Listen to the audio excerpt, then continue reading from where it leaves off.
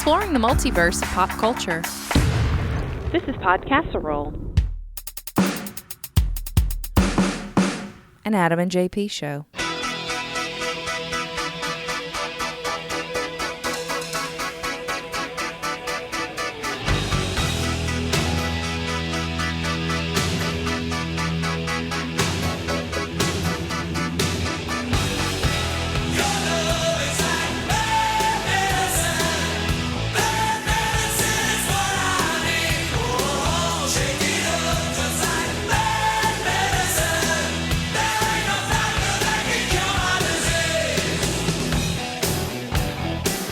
Hey, welcome to Podcasserole. I'm Jay Patrick. On another night where it's just me in front of the microphone with no Adam. But we will talk to Adam very soon. I have a feeling. That seems to be our thing. Once a week, we chat on the phone and bring that conversation to you. So, yeah, you know what's going on. Am I even going to talk about it? No. Why? You hear about it all day. Endless conversation. Plus, today's guest, we do a little Rona talk once we get going. However, we talk a lot about Tiger King. I'm talking about long time friend of the show, Josh, and my brother-in-law, and Brooke K. Brooklyn, who's my sister-in-law. So, talk to them this past weekend. We had a good chat, a lot about Tiger King. We've all seen it, hopefully. There's some spoilers. There's some Tiger King spoilers in this conversation if you haven't seen it. Just a heads up, I don't want to spoil Joe Exotic for you. Before we get to Josh and Brooke K. Brooklyn, I want to remind you to send me your requested songs of the 80s, 90s, or 2000s, because got a lot of emails, and this is going to be fun. I can't wait to do it. We're going to do an Adam and JP all-request playlist edition of Podcasserole. That's a long name. I'm workshopping the name. I'm sure I'll come up with something better by the time we do it. I don't want to get into the requests that I've had come in, but I do want to read one email that we got earlier in the week, and it's from our friend Sherry. Sherry's written in before. She says, "Hi, Adam and JP. I have to request Power of Love from Huey Lewis and the News. Hope you guys are staying safe, and thanks for keeping the shows coming. I've been self-isolating since March 16th, and it looks like it will be lasting until at least May 1st here in Montreal. So you guys are helping me to stay a bit sane." Then she says, sent that too fast. "If it's 2000s, I'm going to request Funhouse from Pink. A bit lame, but reminds me of when I was in Germany. They seem to have loved that song when it came out. That and Robbie Williams' Bodies. Those songs were always on the radio." Sherry, definitely these songs will be part of the Adam and JP All Request playlist edition of Podcasserole that I will be producing very soon, hopefully over this coming up weekend. I'll be able to do that. So that's just one of the emails, but Sherry in Montreal talking about self-isolating until May. So we're here with you. We're doing the same thing. You have heard this over and over again from far smarter people than I am, but we really are in this together. So we will keep the podcast coming as long as we have the bandwidth and the energy. After we talk with Josh and Brooke, usually what I do, well, I don't say usually because I meant to do it this past episode and I didn't, but I like to find an episode that kind of ties to the conversation that may be a previous episode that included the people that we talked to on the phone. I'm not going to do that this time because I don't know what it is. I haven't listened to it, but there is an episode of Podcasserole, episode number 189. It goes back to late 2016 or early 2017. All it says, all the title is, I don't remember anything about this. Apocalypse Rising is the name of the episode. Considering the time that we're living in, I am dying to hear what Adam and I talked about in that episode. So that, mostly just so I can hear it, is going to be the episode we play after this conversation with Brooke and Josh. Tell all the hunters to lay down their guns. Tell them that the tiger needs a little bit of love.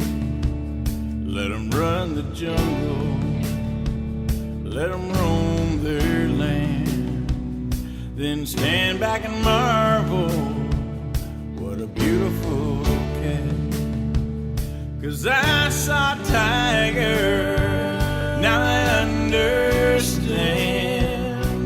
Well, I saw a tiger, and the tiger saw a man. I can give him a home. Hey, all you cool cats and kittens, how's it going? safe and warm. Hey, Carol Baskin, how are you? Can you tell me who? Josh. Hey, all you cool cats and kittens. This is Carol Baskin with Big Cat Rescue. Have you seen all the people dressing up like her and doing it online? My niece did that. Yeah, it's excellent. Mm-hmm. I also saw a photo that was photoshopped of you, Is Patrick. Is Joe exotic? Yeah. JP exotic? It Oh, was that's perfect. very interesting. Yeah. I hadn't thought JP Exotic is perfect. Okay, well, I'm very curious to hear all your thoughts about Tiger King. Oh my gosh. There's not even a place to start. It was an absolute train wreck the whole time, but just like the rest of the world, I couldn't look away. Like, it was just insane from the word go. Who was the real villain of the story? Carol Everyone. Everyone. That's what I thought. Everyone. Baskin. Everyone. no one. Yeah. It was like an AMC show. I didn't like anybody. Hey, you better warn people because we're gonna end up giving spoilers here. But when you get down to it, I think that's legit about what's his name, Doc. What is it? What do they call him?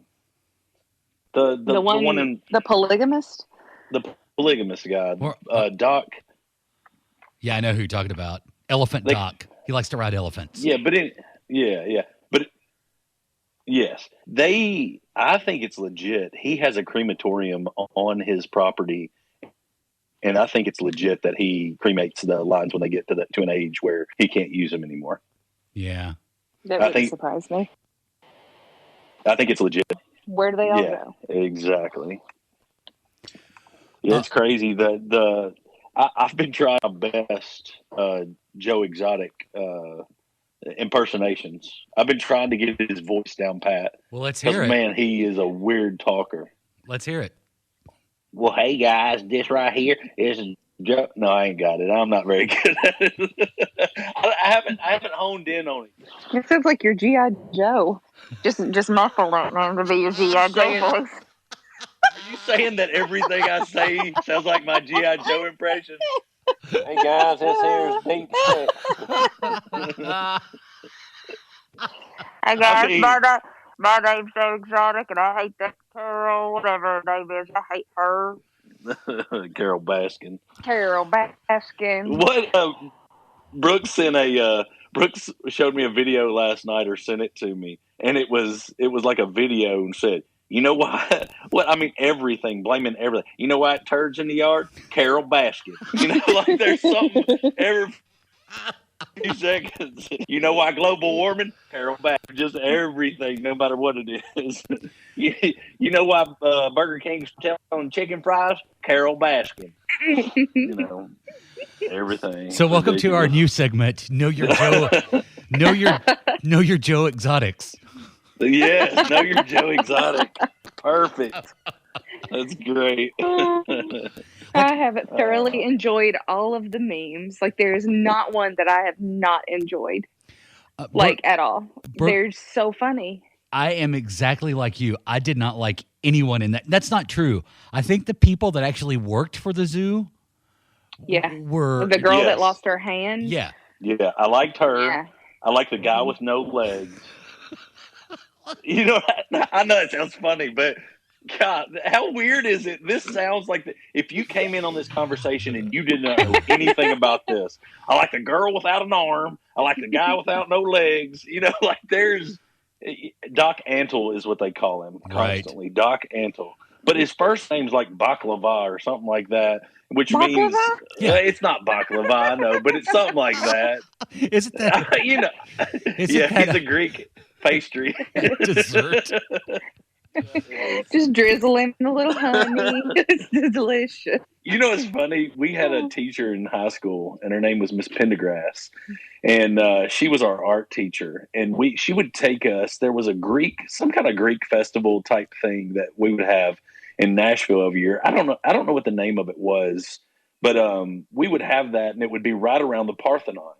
And so, of course, they had all kind of things, that you could get that were from all over the world. But anyway, she would tell us nonstop, now, boys and girls, when y'all go, y'all make sure and get some baklava. And we were like, what are you talking about? But honestly, baklava is really good. Yeah, it's delicious. It is. Oh, yeah. It's one of my favorites, actually. So it's, anyway. So you're saying that he was your favorite character? Who? Doc Annell? No. Uh-huh. I loathed him. It's so ridiculous. And now that they're asking him about all of the accusations and things that he supposedly did or is doing now, and called him a polygamist and tried to interview him about that, he's like, no, I'm just an old fat guy that don't have sex anymore. That was his answer. So he's no longer a polygamist because he's an old fat guy. He said, I'm old, fat, and gray, and I don't, and it's ridiculous. It's so crazy. He really tried to present himself as quite the Don Juan in that documentary, though. My goodness. Do you realize what all he's been a part of? Like, he had animals on the Dr. Dolittle movie with Eddie Murphy. He had animals on, all those animals on Ace Ventura. Those were all his. There are videos and pictures of him on set with Jim Carrey. Wow. So, like, I mean, he was on Jay Leno. So, I mean, he actually has a pretty big, I don't know what you want to call it, resume, I guess. Mm-hmm. I mean, he's done a lot of stuff. So, I mean, I don't know. Whatever. For what it's worth. So is Donald Trump. Yeah, it's true. Oh, no. We opening that can of worms, boys and girls. Yeah. I'm just saying. Brooke, because he has a large resume does not mean that he's an amazing person. Yeah, I got you. Brooke, who's your favorite villain? Donald Trump. Oh. Yep. Hands down. Good gracious. So I will say this. Till I saw this documentary, I always thought when somebody would say something about a liger, I thought that was BS. Me too. Like, I thought that didn't really exist. I was like, yeah, that's something that they talked about on Napoleon Dynamite. That's not a real thing. It's a liger. And then you see one. Yeah. Bred for its magical powers. Yeah, I didn't think that existed, and I saw it, and I went, "Wow, they just did that, huh?" So here's the real question: do you think Carol Baskins fed her husband to the lions and the tigers? Without a question, Of course. The best thing is, if you were going to kill somebody, if you were going to feed them to a tiger, you would just slather them with sardine oil. That was what did you just say? That she knew. What right. did you just say? Because that's what I did. Because clearly that's what I did. Did you see when they were making the video that I want to call him Joe Dirt? I know that's not right, but when Joe Exotic made the video, Here Kitty Kitty, and it was about Carol Baskin. It was a music video That was awful. about Carol Baskin. When it showed like the behind the scenes footage, he was like, "Can we hurry up and get this shot? This shit stinks." Talking about he had reached down and grabbed to polish it with the glove on. He was like, "This right here stinks. Can we hurry up?" I think my favorite part of the entire documentary is when Joe opened his pizza place, and then they said he was using the old meat from Walmart on the pizza. Yes. And they were like, "This is the best pizza I've ever eaten. I'm going to get the raging shits after this." So bad. But what can you do, man? I mean, if you could say anything about him, I will say this after watching this whole thing. I think if anybody had redeeming qualities, at least had a little bit of good in them, it was Joe. way back in the day, like when it started showing some of those very first things that he did, saying something about bringing more attention to the fact that these animals don't, they need help and this, that, and the other. I think he started out with good intentions, and I think it just the fame got the best of him. I mean, because dude, Shaq, there's pictures of Shaq or videos of Shaq at his zoo. There's like all this stuff. I just think fame got the best of that dude. Yeah. I really do. It all went downhill when he bought his first handcuff belt. Oh my gosh, dude! Did you see that? Did you see the lion grab his foot and drag him through the cage? And then all of them got up and was like, "Oh, what's going on here? Let's play with this guy." Yeah, like no one helped him. Nobody helped him. Nobody did. Yeah. I was like so tense in that moment. I was, nope. They're going to rip something. They're going to rip something off. And that's why he's got that limp. That's why he walks with the cane. I think it was very telling, though, how fast he grabbed his gun to shoot the lion. Mm-hmm. Yeah. Hey, and he didn't, on the video, he shot in the air to make the lion get ripped, but he didn't shoot him, I don't think. No, he didn't. He shot above him to make him, because, I mean, I think he truly was scared for his life. Well, he's being drugged by a tiger or lion. Yeah, it's going to happen. Well, hey, all right. I need to know y'all's opinion on the grown-up Chucky doll. That guy, whatever his name was. I mean, because let's be honest, was he not a grown-up Chucky doll? Like, for real? Yes. it was like a mix between Chucky and Lord Farquaad from Shrek. It was Lord Farquaad. Welcome to my kingdom of strippers. What did he own? He owned strip clubs. And what else did it say? And he was the one that supposedly stole the Hummer. And he was like, "Don't you think if I stole the Hummer, somebody I'd know about it?" All of it was just so silly. All of it. It was very telling how terrible people actually are. Yeah. It just confirmed what I already knew. People are terrible. Oh yeah. I mean, okay. I need to ask y'all something.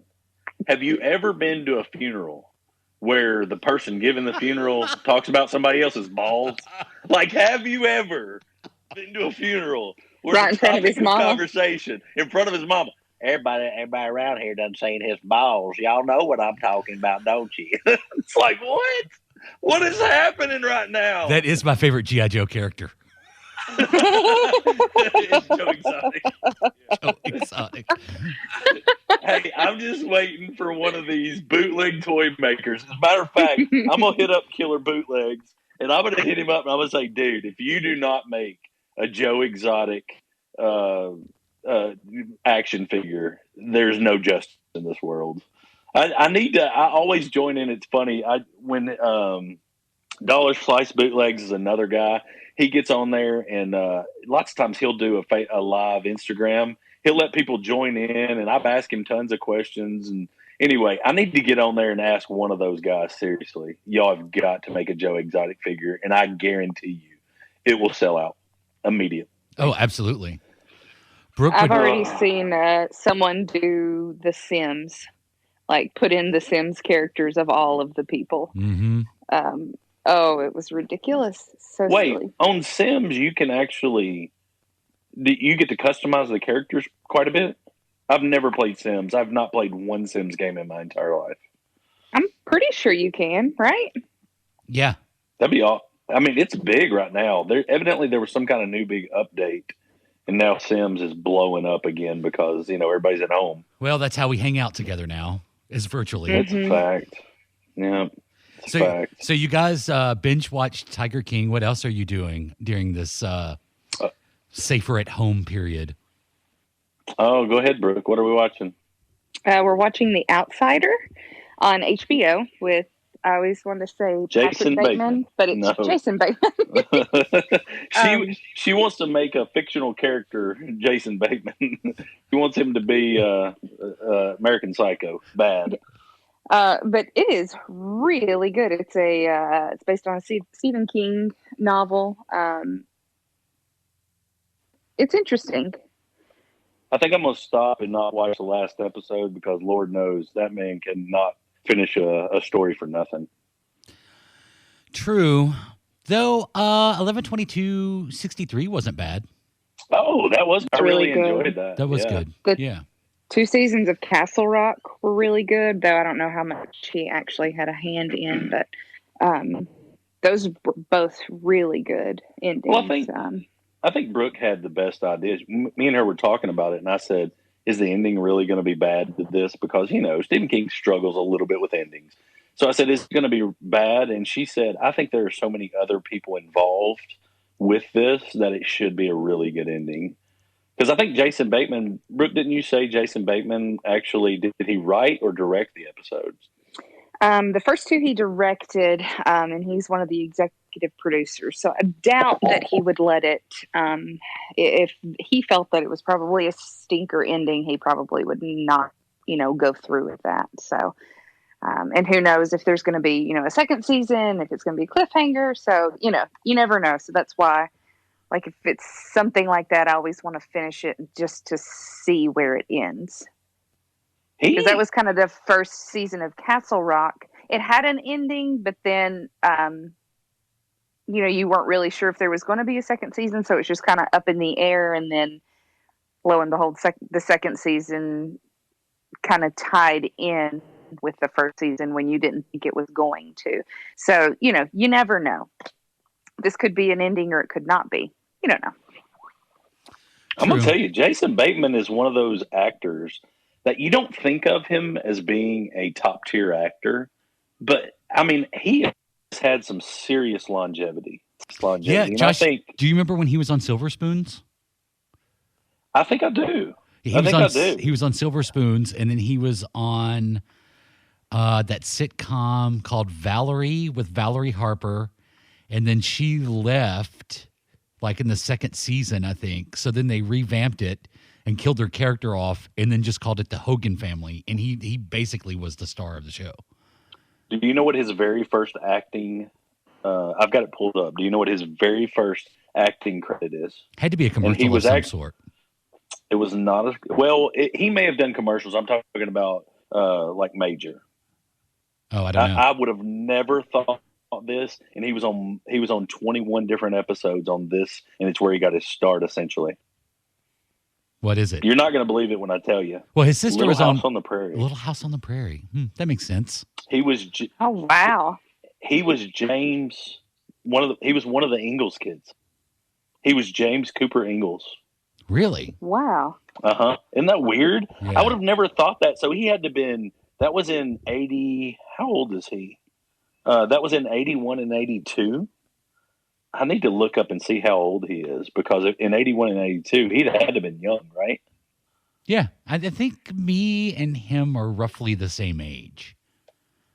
Really? Or he and I. I'll tell you real quick. Like, so he's probably mid-40s? He was born in 1969. Oh, wow. He's older than me. So 69. He's 51. Oh, wow. So Jason Bateman's 51 and actually holding up pretty dang good for 51. Well, I'm not saying 51's old, but he doesn't look 51 at all. So, yeah, he's held up. But, man, I'm telling you, he has had some serious – yeah, well, He's held up. He's done okay, I guess. He has 90 different acting credits. And a lot of them are TV shows and reoccurring roles. And I think Ozark probably propelled him back to the front fairly recently. Oh, not Ozark. It was Arrested Development. Yeah. So Arrested Development. So here's what he's done. He's had after Arrested Development, it started in 2003. He did that from 2003, and then it said 2019. And I'm assuming that those were the new episodes. Mm-hmm. Yeah, back when it came on Netflix. On Netflix. Yep. Yeah, and then Ozark started in 2017 and is still going. Outsider, they're saying Outsider is a one-off that they could actually do more if they wanted to, but it's pretty much a one-off. But it's 2020. But he truly has been able to have some longevity. So, yes. But anyway, no, yeah, I mean it's definitely worth. Outsider is definitely well worth watching. What game? Thus far, what were we on? Like 7? We're on the sixth episode. Yeah, and it's 10 total. So Yeah, pretty cool. I'm watching Picard. Oh, really? Is it good?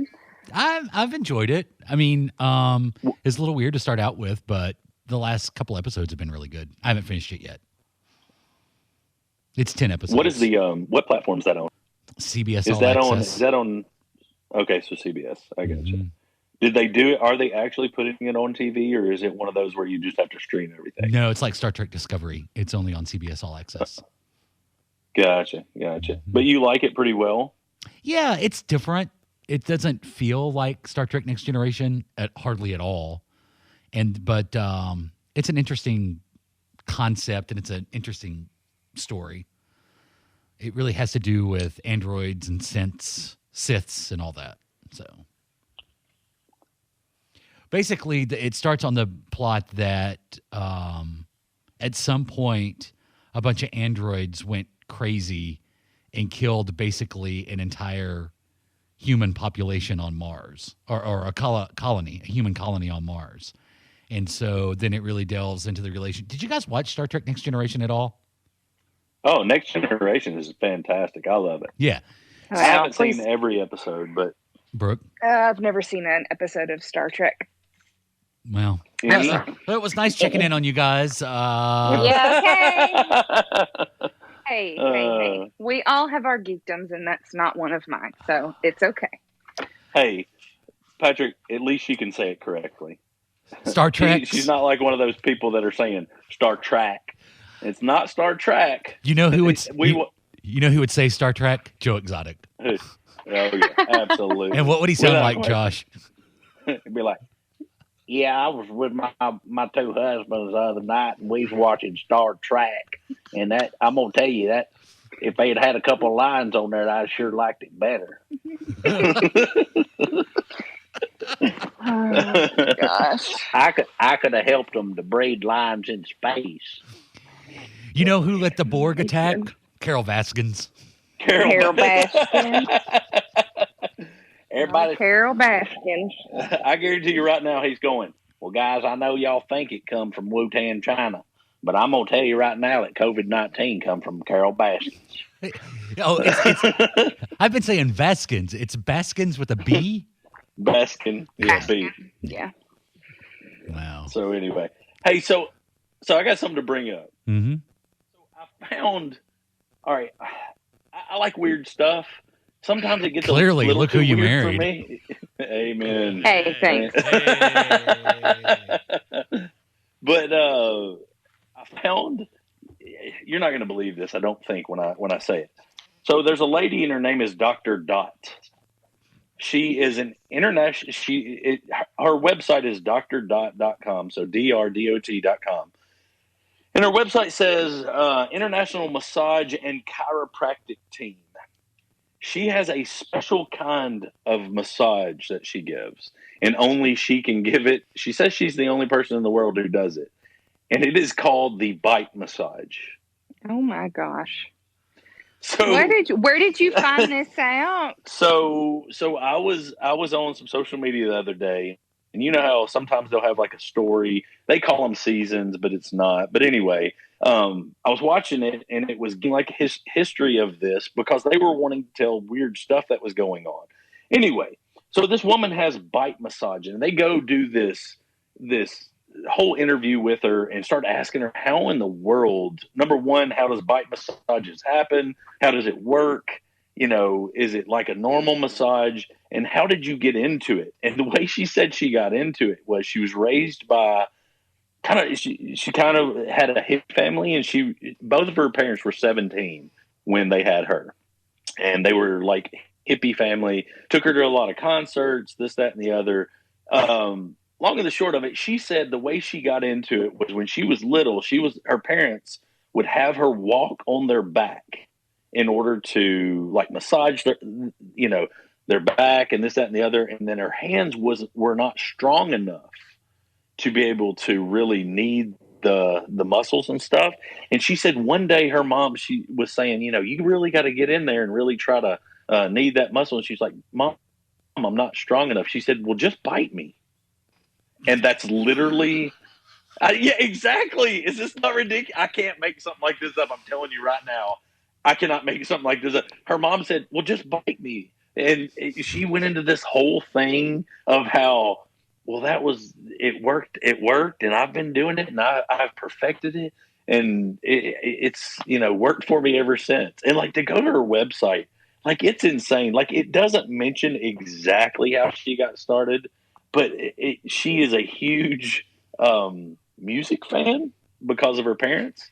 So she says that she got started big time into the massage industry to by going backstage and giving massages. I don't know if she was doing the bite massage, but regular massages to artists backstage. Such as Motley Well, Crue, so she well, Def I bet that's Leppard. true.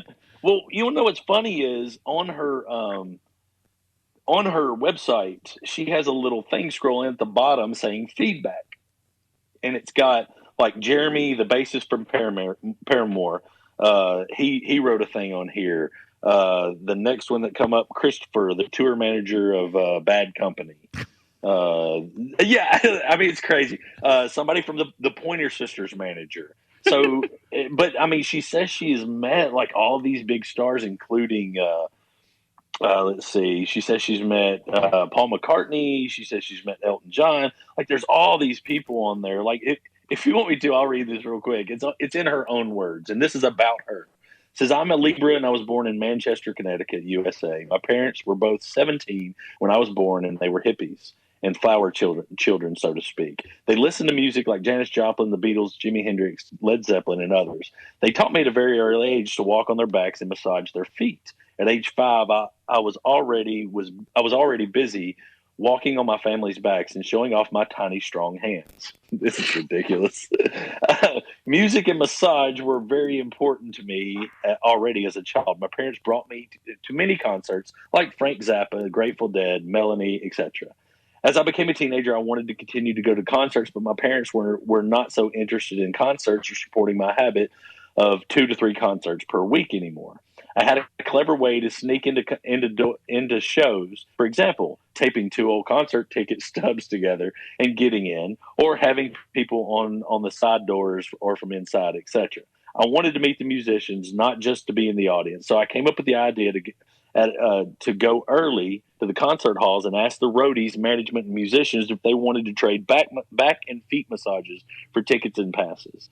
This was obviously a good idea, and many, and my massage is through word of mouth. Well, I've skipped around. I'm sorry. Obviously, a good idea, and my massage is. I've missed something here because it's written like a 2-year-old wrote it. Her But massages anyway, are word of mouth because they're bite massages. Exactly. Yeah, that would be too, because I mean, it showed her doing it. I've never seen anything like it in my life. But anyway, it gets down in there. It says, I've been to over 3,000 concerts in my life. After about 500, I thought I would stop and blah, blah, blah, all this. But anyway, long and the short of it, she got in with the Grateful Dead and evidently was there any place they would call her multiple places to come and come backstage and give them massages. I mean, because they would let her in. Well, So I have a lot of questions. okay. Well, but first of all, the walking on the back thing, that I've heard of that before. I mean, George Jefferson. Yeah, George Jefferson did that. Yeah. Did he? Yeah. Yeah. Brooke, Really? Yeah. Yes, he did. the I bite got thing, you. though. So, That seems right. like a good So way she to transmit the COVID. well, I would think that more than likely her business. Well, one of the things that she said when it showed her doing the bite massage and everything, man, she said that she will actually massage your glutes, so your butt, through bite massage as well, and it showed her doing it. Now she does it through a towel, but she was like, but the muscles in your jaw are some of the strongest in your body, and you can get real deep tissue massage through doing this. It's quite interesting. You just really need to go look this lady up. And I don't know why she would have continued to do it, and somebody wouldn't have told her that. I'm pretty sure there aren't going to be a ton of people wanting you to bite them to massage them. Thanks, I don't coronavirus. know. You killed my butt biting massage business. Fact. Hey, Yeah. that reminds me of But my it's- favorite episode of The Smurfs, which is pretty appropriate for the time that we're living in. So there's an episode of The Smurfs where there's a virus going around that, and you can look this up if you don't believe me. Google it. Oh, I remember this. Yeah, there's a Did it turn virus them going purple or around. something? Yeah, that turns them purple and angry. Yeah. And the way Yeah. they transmit it is they bite each other's tail. I do remember that. That's how it's Oh my transmitted. gosh. They bite each other's tail, and that's how the virus is transmitted. Wow. Basically, Sweet. we're living in that episode of The Smurfs.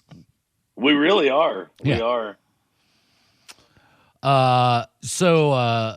Well, yeah, I will not be participating in the biting massage therapy. Okay. Yeah, no, I'm good as well. Hypothetically, if there were an amount of money that you could be paid, how much would it take for you to experience that massage? If somebody was to give you money, I don't think there is amount of money that I would take to do that. I'd do it for $1,000. Josh, you do it for $50. What are you talking about? I just booked a thing. I'm going to pay her. I just got on the website and booked it. It's so funny because on the website under booking, it says that she'll do it at your home, at your office, backstage. There's like all this stuff. It's insane. I wouldn't have believed this was true if somebody had just told me. But anyway. Josh, you do it for a gift card to Jersey Mike's. Sonic. That's possible. That's possible. Brooke, I'm going to tell you what, though. Brooke, you want to weigh Yes? in on what it would take for you to experience that? Yeah, no, I'm good. I'm real good. Thank you, though. But I think Not at all. There is an amount of money. I guarantee you there's an amount of money that y'all would do it for.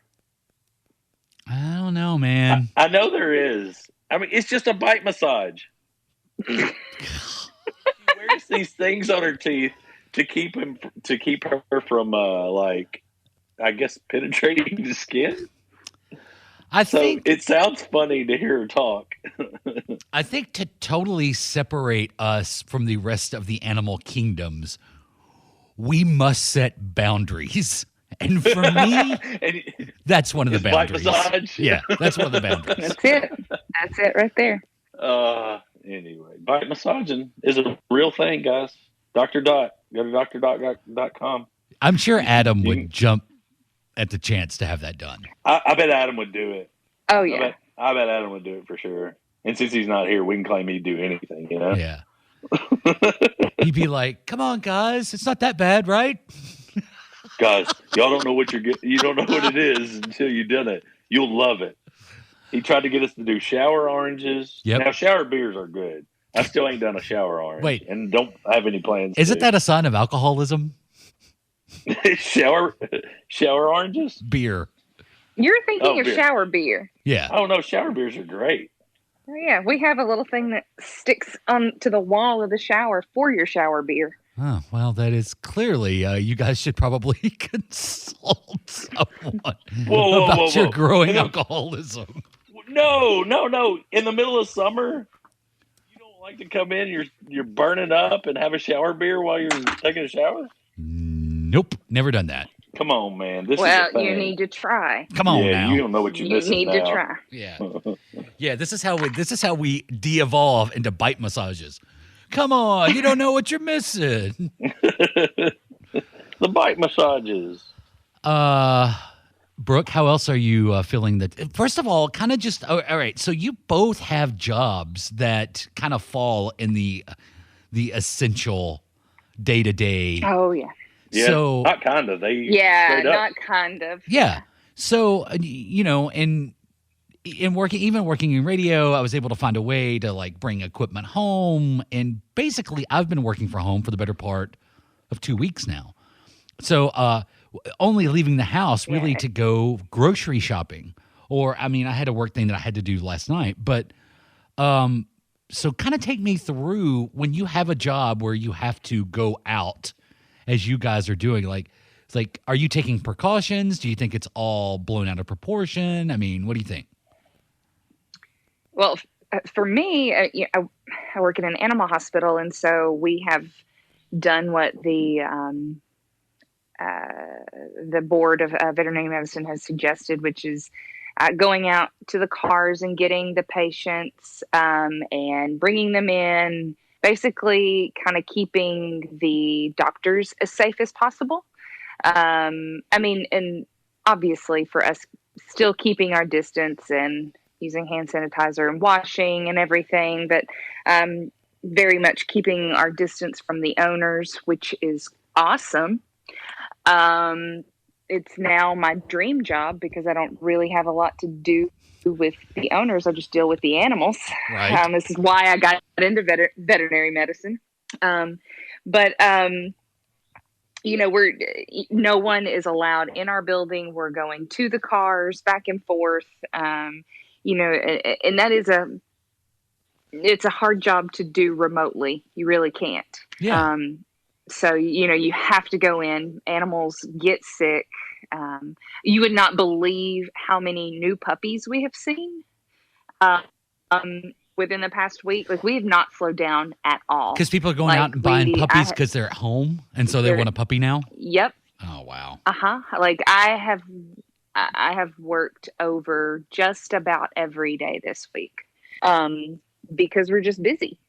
And, it's things that are kind of essential to not essential, like a nail trim is not essential, but people are bringing them in because they're, inside with the dog all day and hear their dog's nails clip on their floor or whatever. But it's crazy. It's absolutely crazy. Like, I know Tennessee, we're kind of the butt of the joke of nobody's really taking it seriously, but I see it all day, every day. Oh, and I think you're right about that, because I was out last night and it didn't seem like anybody was taking this seriously, just with the amount of traffic that I experienced. And Josh, you're out driving around all day, every day. You probably see it too. But I will tell you, I think Tennessee is about to take this seriously. I think so as well. Well, I can't say who it was, but we've got a friend that is an engineer. I'll tell you all off air, but we've got a friend that's an engineer with the Army Corps of Engineers, and they called him in today to do backup generators on one of our very large local facilities, like the largest local facility in town, for a makeshift hospital. Mm-hmm. I can believe that. Yeah. They brought him in for backup generators to make sure that if and when they need it, that place will be a makeshift hospital. Mm-hmm.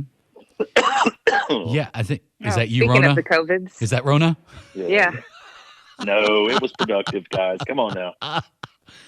I think Nashville, and I don't want to be like a hype man or blow things out of proportion, but it feels like Nashville is about to become one of those hot spots they talk about on the news. Mm-hmm. Yeah, I'm worried about it. They're saying right now, they had said that New York was the hot spot, and then after that, New Orleans blew up because I believe it was strictly based off of Mardi Gras, that they were really worried about that because, and then the governor of New Orleans is like mad.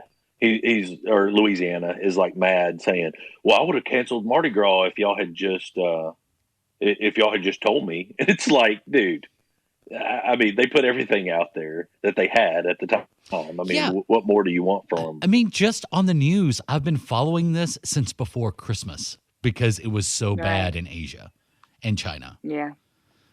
So this is not as out of nowhere as it's being made out to be. This has been slowly creeping across the globe since, it's called COVID-19, and the 19 means 2019.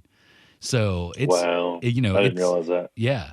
It's been creeping up since early December. I think it was the first diagnosed case.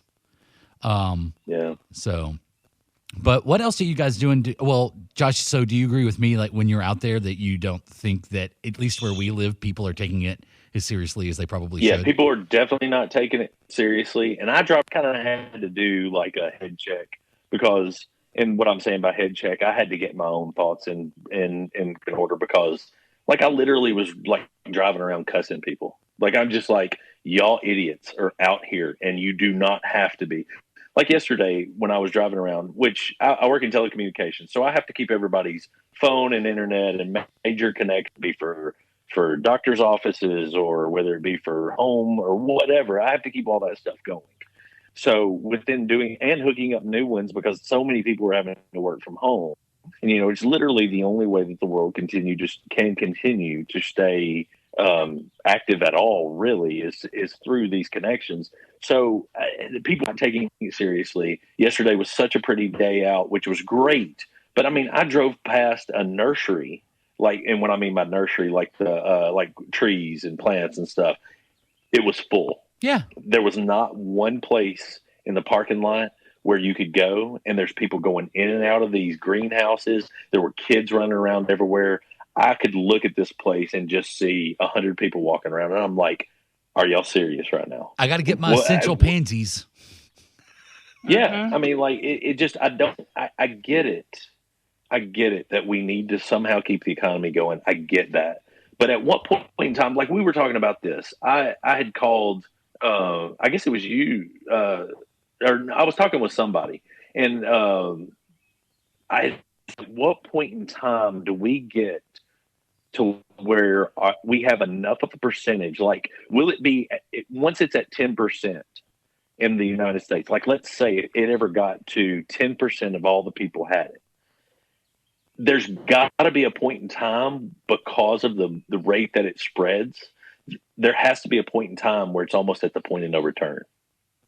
You know what I mean? Like, Yeah. as in we're in bad trouble, that if it gets to a certain percentage, we're in bad trouble because we won't be able to mitigate the issue. We will not be able to take care of the issue. It will literally be almost unstoppable. It'll be like The Stand.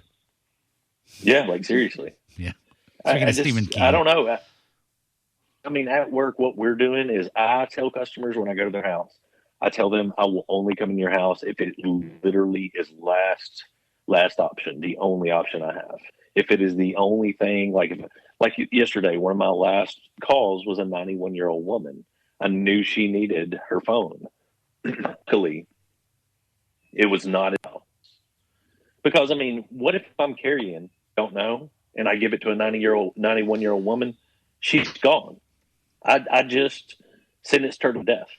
Yeah, well, locally, 2 nights ago, they evacuated a nursing home in Gallatin, Tennessee, and transported 23 patients, most of whom had tested positive for COVID-19.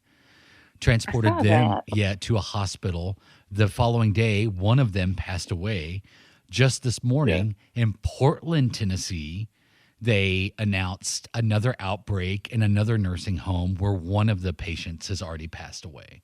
So, and this is exactly when it hits a how nursing home. Oh, go ahead. Yeah. No, when it hits a nursing home, it's all over. It's like Washington. Before we took it serious and we realized what was going on, 26 people were dead. Mm-hmm. Yeah. And that fast. But continue. I'm sorry. No. That's exactly what I was going to say. I mean, it's exactly how it happened in Washington State. That's what really got everybody's attention. Well, should have gotten everybody's attention. Sure. But we have beautiful tests. Everyone's going to have a beautiful, beautiful test. So it's really crazy. Yeah. It's insane. The mentality. Yeah. I mean, and it was, like you said, by the time, and this is what no one understands, and what I just want to shake everybody and tell them, by the time you see a lot of victims in your area, it's too late. Oh, yeah. By the time that we start to see a lot of victims, which it's ticking up really fast in Tennessee at this point, it's too late. You should have been doing the stay-at-home stuff weeks ago, because that's how it would have stopped it from spreading. And this whole mentality of it's no worse than the flu, and it's so frustrating. Is the increase? And I'm guilty of that. When it first started, I I was looking up the numbers of the flu and this and all those things, and I felt like it was funny. One of my buddies called me out on it. He said, "I thought you said this wasn't worse than the flu," and I said, "I was bad wrong. I was bad wrong." Yeah, And because it's so fast. it spreads too fast and it kills too quickly, Mm-hmm. and it's just I was wrong. And it just, before I go, if I do have to go in a house, I've literally, since we've went on the big quarantine, I've literally only had to go in about 3 houses. But when I do, I put on hand sanitizer, then I put my gloves on top of my hand sanitizer. And I know that sounds silly, but whatever. I'm Yeah. going to do everything I can to ensure that if I were in some way carrying it, and just don't know, and I'm asymptomatic or something, that I'm not giving it to them. And then as soon as I get back out to my truck, I immediately take those gloves off and immediately I've put so much hand sanitizer on my hand that I'm getting, little cracks and stuff, which I'm fine with it. Whatever. That's better than getting COVID-19, Yeah, and it's crazy, and that's kind of why I'm slowly adopting this mentality of be aware of what's going on and recognize the significance of what's actually happening, and then distractions are okay. And so, with distractions being okay, I have a question for you guys. Okay. All right, yeah, I want you both to answer this. Best decade for popular music, 80s, 90s, or 2000s? Brooke, you start. Oh, I'm gonna go ahead and just rule out something that's it's gonna hurt y'all's feelings. I'm gonna rule out the 80s. Ooh. I know. Man. I know. I think your answer is gonna be effective the time that you grew up in. I'm gonna say 90s. Ah, all right. So just off the top of your head, if 90s is the best decade, just off the top of your head, some of your 4, 5, 6 favorite songs from the 90s.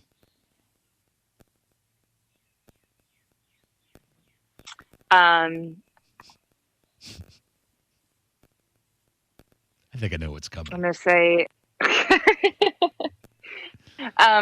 probably it's gonna be Everybody from the Street Boys. Uh-huh.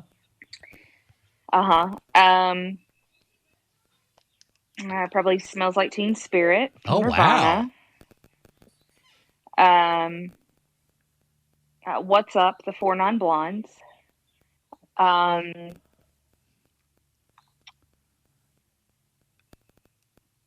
Man, I don't know.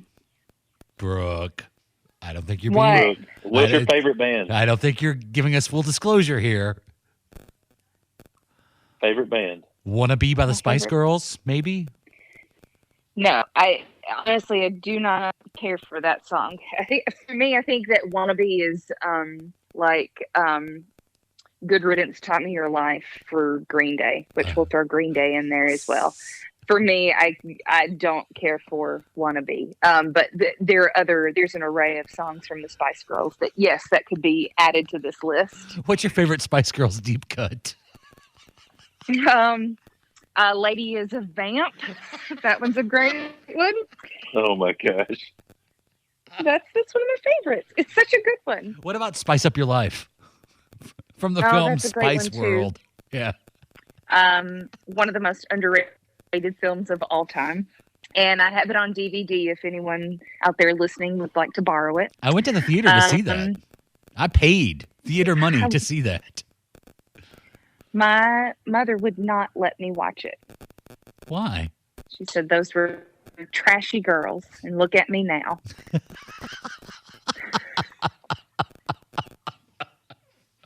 Yeah, so there's no NSYNC in this list? Yeah, there'd be some NSYNC in there. I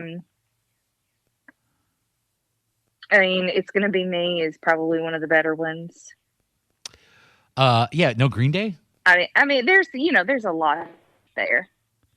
I did say Green Day. I said we'll throw in Green Day on that when we talked about Good Riddance. But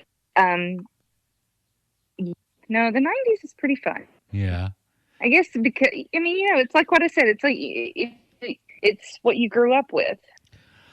Josh, I'm going to go ahead and guess the 80s for both of y'all. Josh, same question. Oddly enough, I love the 80s, and I love a lot of the things on in the 2000s, but mine's going to be 90s too, and here's why. I was such a grunge kid.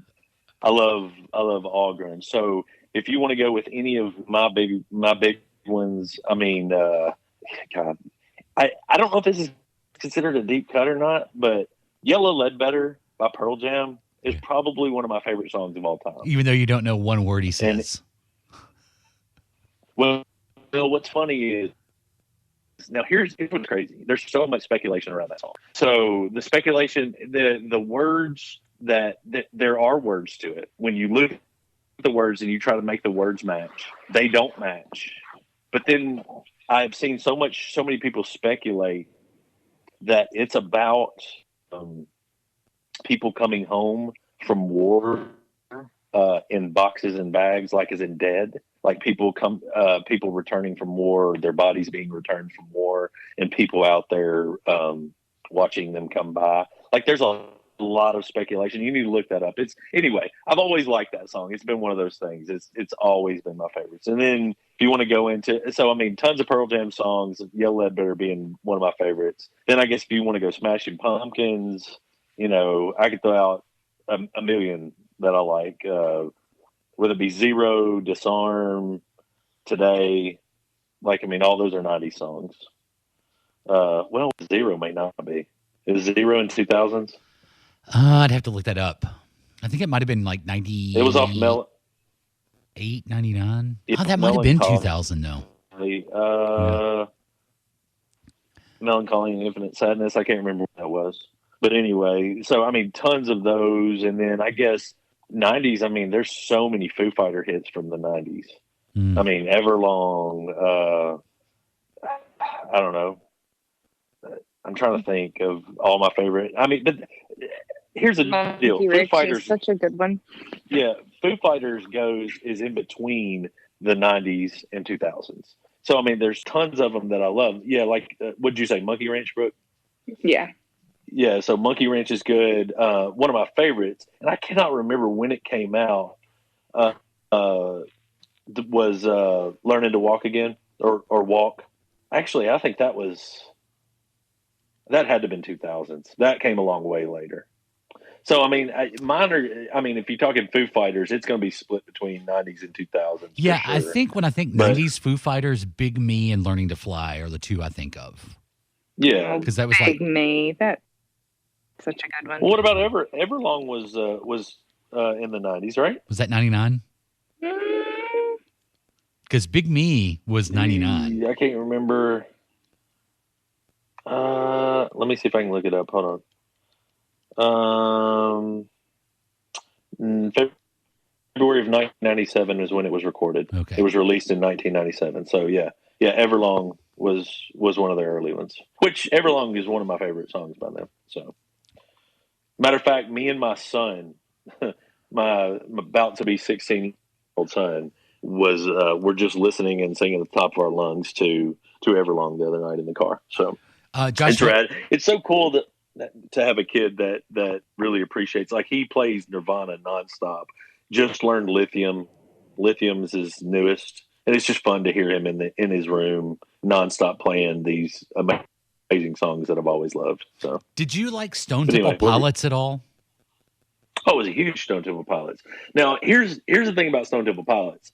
Scott Weiland, from everything I've read, from interviews I've watched, he's a jerk. And as a matter of fact, okay, this was fun. This is a cool little thing that people might not know. So within my job, I get to run into a whole lot of people who you wouldn't normally get to run into.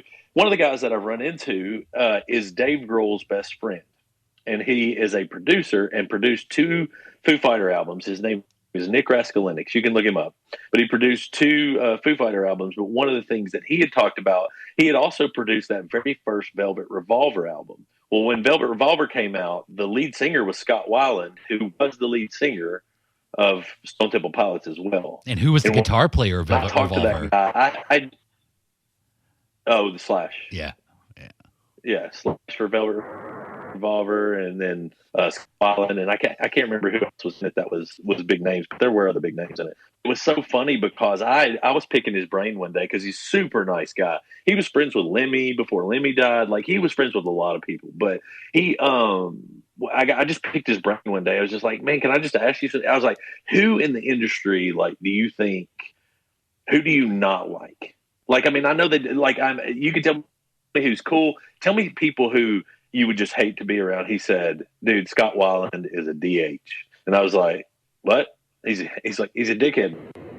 He's a jerk. He's a jerk from the word go. And I probably accredit that a lot to the drugs and stuff. But he was saying, you just don't want to be around Scott Weiland. I promise you. And it was before he died. So Yeah. I was I really just thought late. that was crazy. I was super late to grunge. I hated it when it first came out. Really? Well, I was all like, into the hair metal at the time. So, Yeah. grunge was really like a more, what's the word I'm looking for? It was kind of like a sincere and like soulful response, I think, to the hair metal movement in rock. And so I hated grunge. Like, it wasn't until after Kurt Cobain's death that I really started appreciating the grunge music, the alternative rock. And STP was probably one of the first groups that I really liked. Oh, yeah? Yeah. So that first album with Dead and Bloated and Creep and Interstate Love Song. now that was their second album. Yeah. The Interstate Love Song was the first one that I remember, like, oh, I really like this song. Oh, okay. Yeah. But yeah, they were great. That first album for me is, I can still play it at any point in time and enjoy pretty much every song off of it. But yeah, they were definitely a staple for me. I liked grunge enough that when I was a senior in high school, I wrote an entire research paper on. So yeah, I was big into grunge. Huge. But sadly, you're both wrong. The best decade was the new wave movement of the 80s.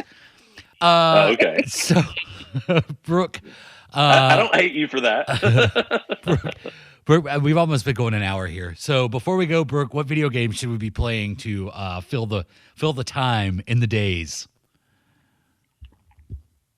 I've been playing Days Gone, which oddly enough, I started playing that before all of this kind of hit the fan.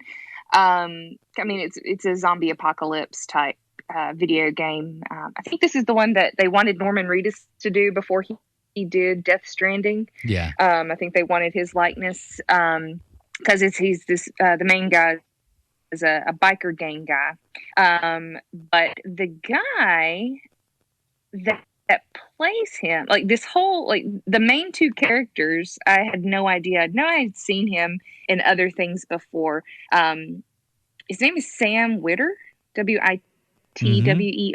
Mm-hmm. I guess it's the same. But anyways, he has done so many other voices. Like, he's done a lot of voices in the Star Wars games and in the Star Wars cartoons and series like that. Like, he has been Emperor Palpatine in so many things, and Darth Maul. It's crazy. It's so crazy looking at that. That game is very fun to watch, Patrick, too. So this might come as a shocker to most people listening, but I'm not the gamer here. My wife is the gamer. So when Brooke plays games, I love to sit there and watch her play because it's fun. I mean, I do occasionally. I'll play, like, she just recently got me the new Doom. Very hard, by the way, but I like watching her play, and watching her play Days Gone is fantastic because you have a lot of the things and the aspects of Walking Dead. Like, you will see zombie hordes. Like, she was playing the other day and a zombie horde went by, and like I like gasped. I was like, what is that? And I mean, it truly was a zombie horde. What else is in it, Brooke, that's like that? Stuff I might not have seen. I mean, It reminds me a whole lot of um, just kind of another version of like Red Dead Redemption.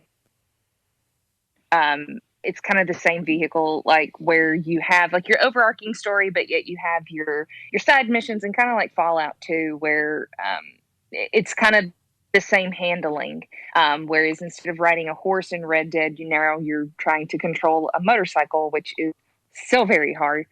But you all have your side missions that you got to do. You got to kill some of the zombie hordes, like burn up some of the places that they live and that they breed in there and everything. You're also trying to figure out where your wife has gone during all of this, and the girl who they have her image, like it's the same. Whereas they've taken the actual actor and used their faces and everything, and put it into the game. It's the same girl who was Elizabeth in BioShock Infinite. I kept looking at her and I was like, she looks so familiar. And then when I pulled it up earlier, I was like, holy crap, that's Elizabeth, and that's why she sounds so familiar. But yeah, no, it is a fun game that you can, pick and choose what you really want to do, if you want to stay on the main storyline, or if you want to go and just do random shit the whole time and not even worry about the main storyline. So yeah, it's a lot of fun. Brooke, how long do you think it'll be before we see video games come out about a coronavirus and kind of based around what we're going through now? I mean, they've kind of already been out there for a while. I would say pretty soon, because, I mean, you and I were playing H1Z1. Mm-hmm. Right. I mean, it was right around the H1N1 when that came out. Yeah. So, I mean, it wouldn't surprise me if there was some game on Steam right now that was like that. People are so smart, and their turnaround with these games are so fast. They can. I don't know. Let's see. Is there a COVID game on Steam now? What better to do than to set it home and program right now and put something on Steam? Yeah. I mean, you might not want to make one that has to be mass produced, because you might not be able to get it produced right now. But if you can make one that all you have to do is when the finished product's finished, you just send it up to Steam. Why not? Right? Yeah. True. Yeah, that's true. Like Goat Simulator. Oh yeah. That was an interesting game for sure, and actually quite fun. Yeah, that was a fun game. But hey, that Doom game, Patrick, that is I think I'm going to keep playing it, and that's some of the best visuals ever. But I've got it on the easiest level, and it's still pretty dang hard. I like first level. I went into the third room, and there were 50 in before you can go to the next room. 50. Oh, wow. You're just like, what am I doing here? I'm running out of stuff. I'm having to run all over the place. Should the first level be this hard? You know what I mean? It's for the true gamer, for the full-time, awesome true gamer. So this isn't for the weak. Just a heads up. This game's not for the weak. No, in no way is it for the weak at all. I played 2 rounds of it, and I died when I died the second time. I was like, okay, well, this is not for me. I'm going to pass this along. But it's all good. It's stuff to pass the time during our quarantine. Our day and a half off days that we have during our week. Well, Patrick, are you playing anything? Are you doing any online? I'm creating podcasts. Is how I'm filling the void. That's good. I haven't started playing any games yet. I've given serious thought because we were texting last night, and I've yet to do it. But I really want to. I want to see what it's like. I want to go to the GTA Online Casino and see what that's all about. Man, if it's as good as it seems to be, and you could play against real people, I feel like it would be. I think it's well worth right now, and it could give you some good interaction. You know. Yeah. But yeah, I hopefully, because I've just been like real busy the last week or so I haven't had a chance to really, game much or anything like that. But we're our time is up. We're at an hour and just over an hour actually. So I don't want to keep you guys all day. Is that Zahara telling you that The your time is up. Yeah. When the dogs start barking, the time is Excuse up. me, it's time for my lunch. It's all over. But we should do this again next week. Yeah, absolutely. That sounds great. Pretty sure we're going to be in the same situation that we're in this week. We'll have plenty of time. Yeah. So, great. We'll do this next weekend, and we'll chat. And I was going to try to, because, I always like to tag on a classic episode at the end of this. And I don't know, I don't want to go back to just this December when you guys were both on the show. Do you remember a time you both were on the show before? I mean, we've been on lots of times at the Super Show. Yeah. Yeah, multiple times. And Halloween, we always do Halloween. Yeah, those were the only ones I was thinking was Halloween. Yeah. Maybe I can go back and find one of the old Halloween episodes. Yeah, that'd be fun. Yeah, that'd be fun. All right, Josh, before we go, will you leave us with a little... Thank you for having us, yeah? Will you leave us with a little I saw a tiger? Yes, I will. I saw a tiger, and tiger saw a man. My new favorite song. I'm going to let you know right now. He walks around the house singing that song, and then when he ends, he says, "Can I pet that dog?" That's a fact. If you walk past my house, you're going to hear me singing a Joe Exotic song, and then I might look out the window and yell, "Can I pet that dog?" It's not might. It's just when will it happen? What about Don't Be Suspicious? I like to sing that one from TikTok. I hadn't done that one very much. I should get on that kick. Mm-mm. Don't be suspicious. Don't be suspicious. Don't be suspicious. You do that when you're going to get... You do that when you're going to eat the stash that you're trying to not eat. That you got of food in there. You're quarantined. Like the hidden cookies and all the stuff. Don't be suspicious. Also, like, how are you today? How are you today? Love it. No, my favorite is, and I can put it in a bun. I love those. I love seeing. Oh my gosh, we sound like we're talking like nonsense. It's because we are. Oh my gosh. More fun than a barrel of monkeys. Something like that. I'm not done. One more time. With feel. Come on. All right.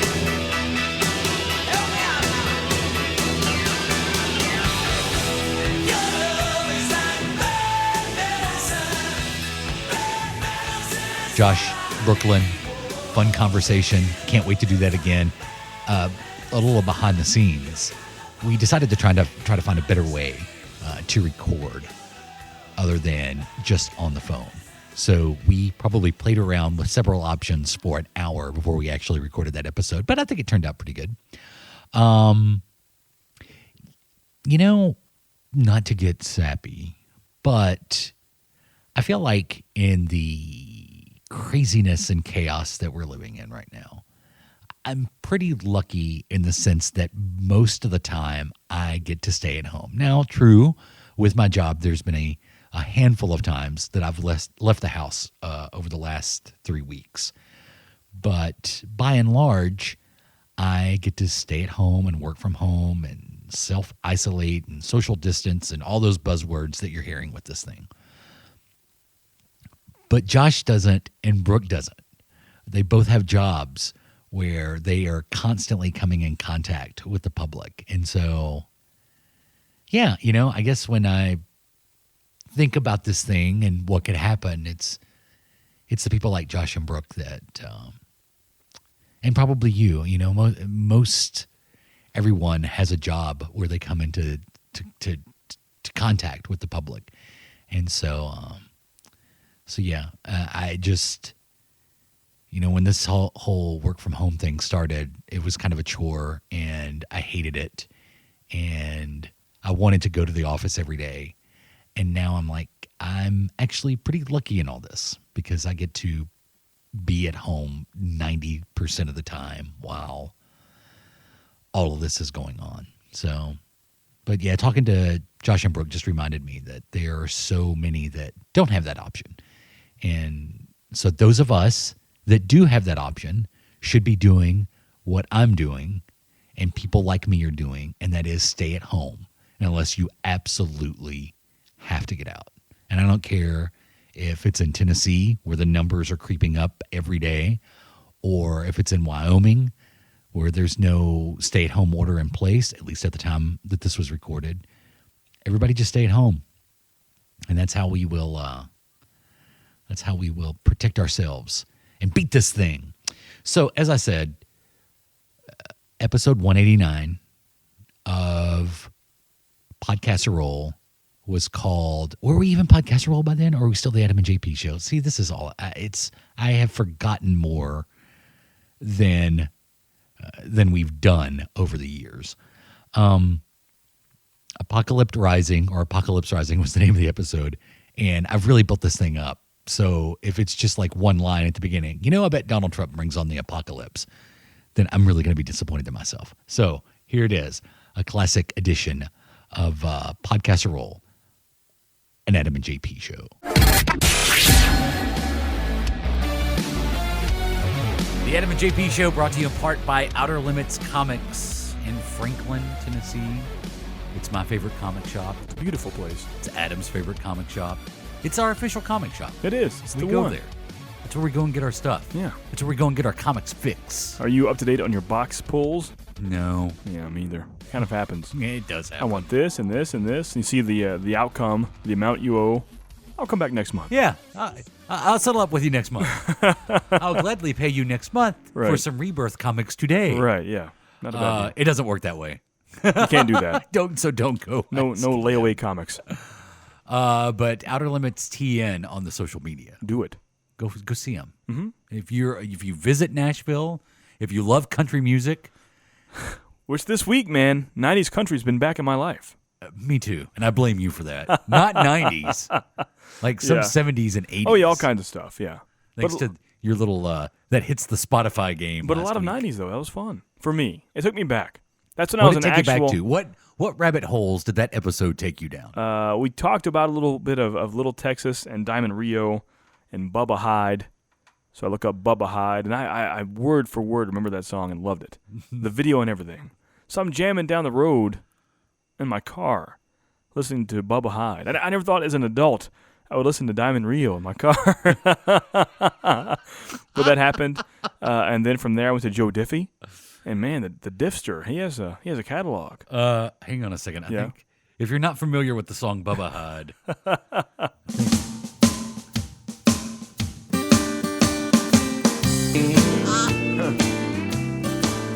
it's kind of ridiculous, but it's funny. The actual lyrics are ridiculous. But it's a story being told. There is a story being told.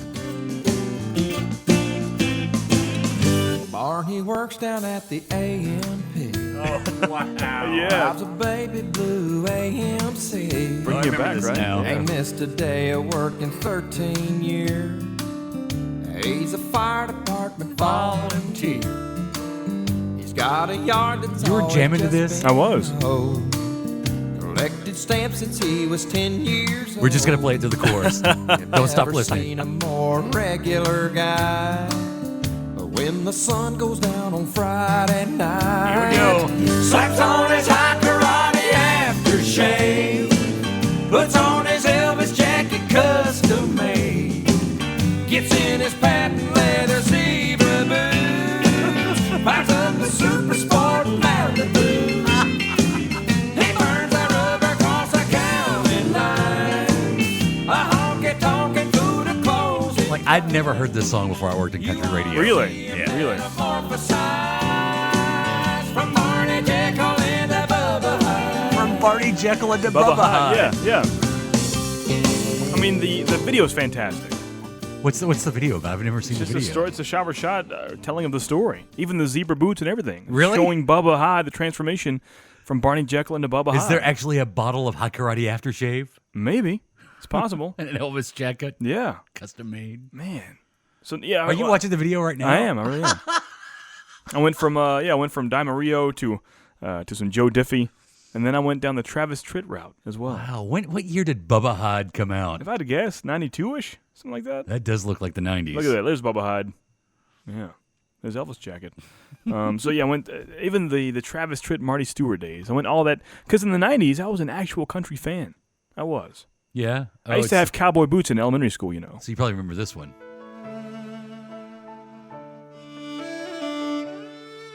Well, I ain't afraid of dying.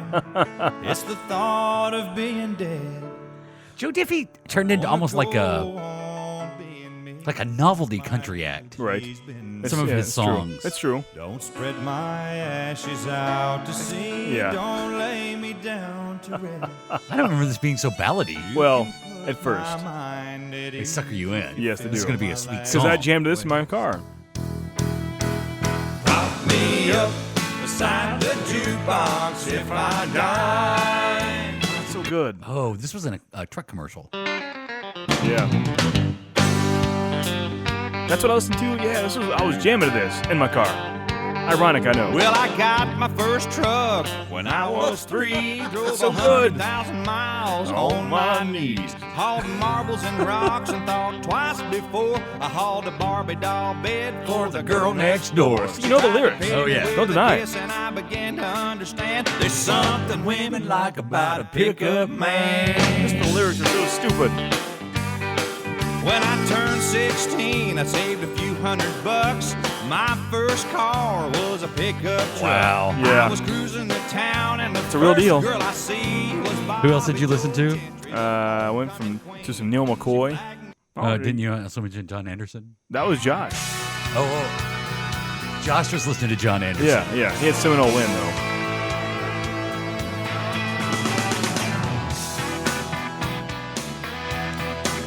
I think this was his first hit.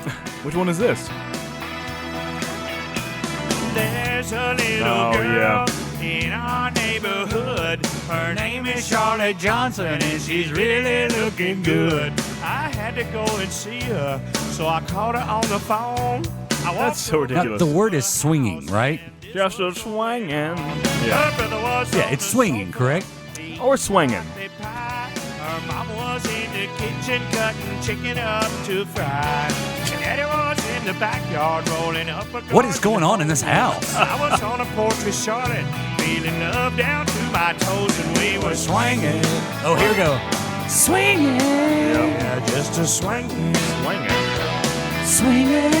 So The bad. backup singers say swinging, Yeah. What do you say is swinging? but he says swinging. I can't believe I'm out here on the front porch in the swing. Swinging. Wow. Yeah, I mean, as much as this is humorous and comedic, it was the beginning of the end. Because we go from actual country artists in the 70s and 80s to that. And now it's all just pop crap. That was the beginning of the end. Yeah. That's true. Thanks, Kenny Rogers. If you really want to know, she comes here a lot. She just loves What happened to him? the music and dance. I would like Google to say- search his name, but that's so damn generic, you probably couldn't find John him. Anderson? Yeah. This Greatest Hits came out in 1986. Yeah, it's about the top of it. No, that's pre-Seminole Win, though. That's not right. 86 is before Seminole Win. Yeah, maybe that's when his first song came out. Whoa. Don't ask her or a straight tequila night. If you want to see John Anderson live, you can go to McMinnville, Tennessee, Saturday, October the 8th, and he'll be there playing at the Volcano Room. Oh, wow. Why is John Anderson... Oh, the Ultimate Party Mega Mix. The Good John Anderson... Lord. The John Anderson Big Band. Man, I always get so sad when you look up celebrities in the year 2016. Yeah. That will sadden you. Don't do that. How old is he now? He's looking mighty feeble. Mighty feeble John Anderson in 2016. That's John Anderson? Yeah. He's been swinging. Oh, man, I don't want to ruin the show and run people away, but Yeah. 80s and 90s country is comedic. It is very. It's very entertainment. funny. Much Oh, like... oh, yeah. He's still playing. Oh, Hang on. man. Oh, man. Don't ask her straight tequila night. Coming soon to the Volcano Room, John Anderson. But is it the sign of the times? Because we can listen to we listen to Eddie Money songs, and they're comedic in a way as well. Was that just a funny time to be producing music? I don't know. Name another artist from the past and see how funny their songs You watch old Van Halen videos. I think at the time they were cool. You watch them now, they're funny. Like California Girls was probably cool back then, but now it's hilarious. Well, ridiculous and funny. You know what I mean? It's just kind of cheesy and funny. Well, yeah, that was David Lee Roth solo. Right. Though. Yeah. Oh, yeah. That was, wasn't it? Uh-huh. I always get that mixed up. Yeah. Was that his biggest hit as a solo artist? Well, there was also this one. Do you remember this? No. Just Like Paradise? Mm-mm.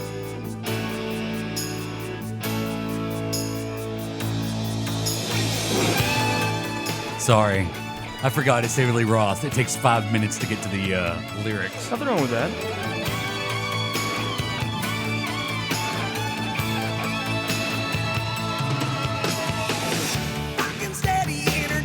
Yeah, it's pretty funny. Wow. You see what I'm saying? But at the time, that was cool. It's true. But mean, I that was love this one. I still love this song. Do you remember this from Rumble Roses? No. From Rumble Roses. What was Rumble Roses, Adam? A video game based on fictional female wrestlers. Well, let me roll up onto the sidewalk and take a look. Yes. Whoa. I say. She's beautiful. And that's not Eddie Van Halen? No. That's why he's talking to it. Trying to beat Eddie Van Halen. And she looks wild. Wow. Wow. Yeah. I think it applies to just anything. Yeah, that's just a funny time. Eddie bought a new sensation. Well, here's a Even rap back then. You look at old Run DMC or old LL Cool J videos. Like at the time, that was hard and that was street. Now it's like, man, that's funny. Like Mama Said Knock You Out? Yeah, it's funny. I'm going to knock you out. Yeah, that's funny. So I think the 80s were just a fun time. Looking back, they're comedic. I mean, it's all a sign of the times. You look back in the mid-90s and Marilyn Manson. You remember the protests and things people would do whenever Marilyn Manson came to their town? Yeah. And now he's... Or, you know how lame Marilyn Manson is compared to the hardcore stuff now? He's nothing. yeah. He's nothing compared to the Insane Clown Posse. Yeah, even that was shortly after. And those guys are a big joke now, too. Juggalos don't kill me. When you think... I'm just a That's juggalo. still a community out there, you know. An aging community. But it's still there. I see it daily. Yeah, I'm scared of a 50-year-old juggalo. No, they're recruiting. Don't hurt me, Grandpa. They're recruiting young people. I'm telling you. I'm serious. They were like 18-year-old juggalos out there. Why? That happens. How low does your life have to be? Don't If bash the music choice. If you are between the ages of 18 and 25, and you make the life choice, you know what I'm going to be? A juggalo. I know these guys look silly in their makeup these days because they're, Some guy right now is 18 years 3 old. months from retirement. Contemplating having a lifelong goal of being an Elvis Presley impersonator. We can't bash that. Bubba Hyde. Same idea. Here at the beginning of the show, I want to. Well, actually, we're about 12 minutes in now. But I want to answer our mail. Okay, yeah. We don't do a very good job of responding to messages that we receive. It's tough to keep up with it. It's not that tough. Yeah. We have a lot of things. We have like 7 jobs between us. That's true. That is a very, very valid point. We have a friend, John Collins, who I think's been on the show recently, and recently to me means in the last 6 months. Right, yeah. John sent us an email months ago that we've yet to respond to. Yeah. I'm hoping he hears this.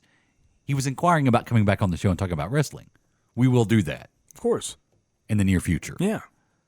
Our buddy Adam Prince, who is a cosplayer, he is our Batman. He's our Batman. Apparently, a couple of weeks ago, we talked about a cosplay guy who 3D printed mask. Right. And we weren't endorsing this guy. Yeah. Well, by the way, that was Josh from Collection Connection who brought That's that to true. us. It wasn't even us. I can't even remember the name. No, I can't. Something X. Yeah. I remember something X. Something FX. Yeah, we're not going to say the name. Yeah, but it apparently came back to me just as soon as you said that. Oh, though. did you? Oh, okay. But Adam says stay away from that guy. Yeah, stay away from that guy. So if you go back and listen to that episode. We won't say, it's not bashing a company if we say stay away from that, if we don't say the name of the company. Right, exactly. I'm not bashing anyone. No. But if you listen to that episode and you're wondering, should I spend my money with them? No. Adam Prince says no. No. Our Batman says Our no. Batman says no. Therefore, I say no.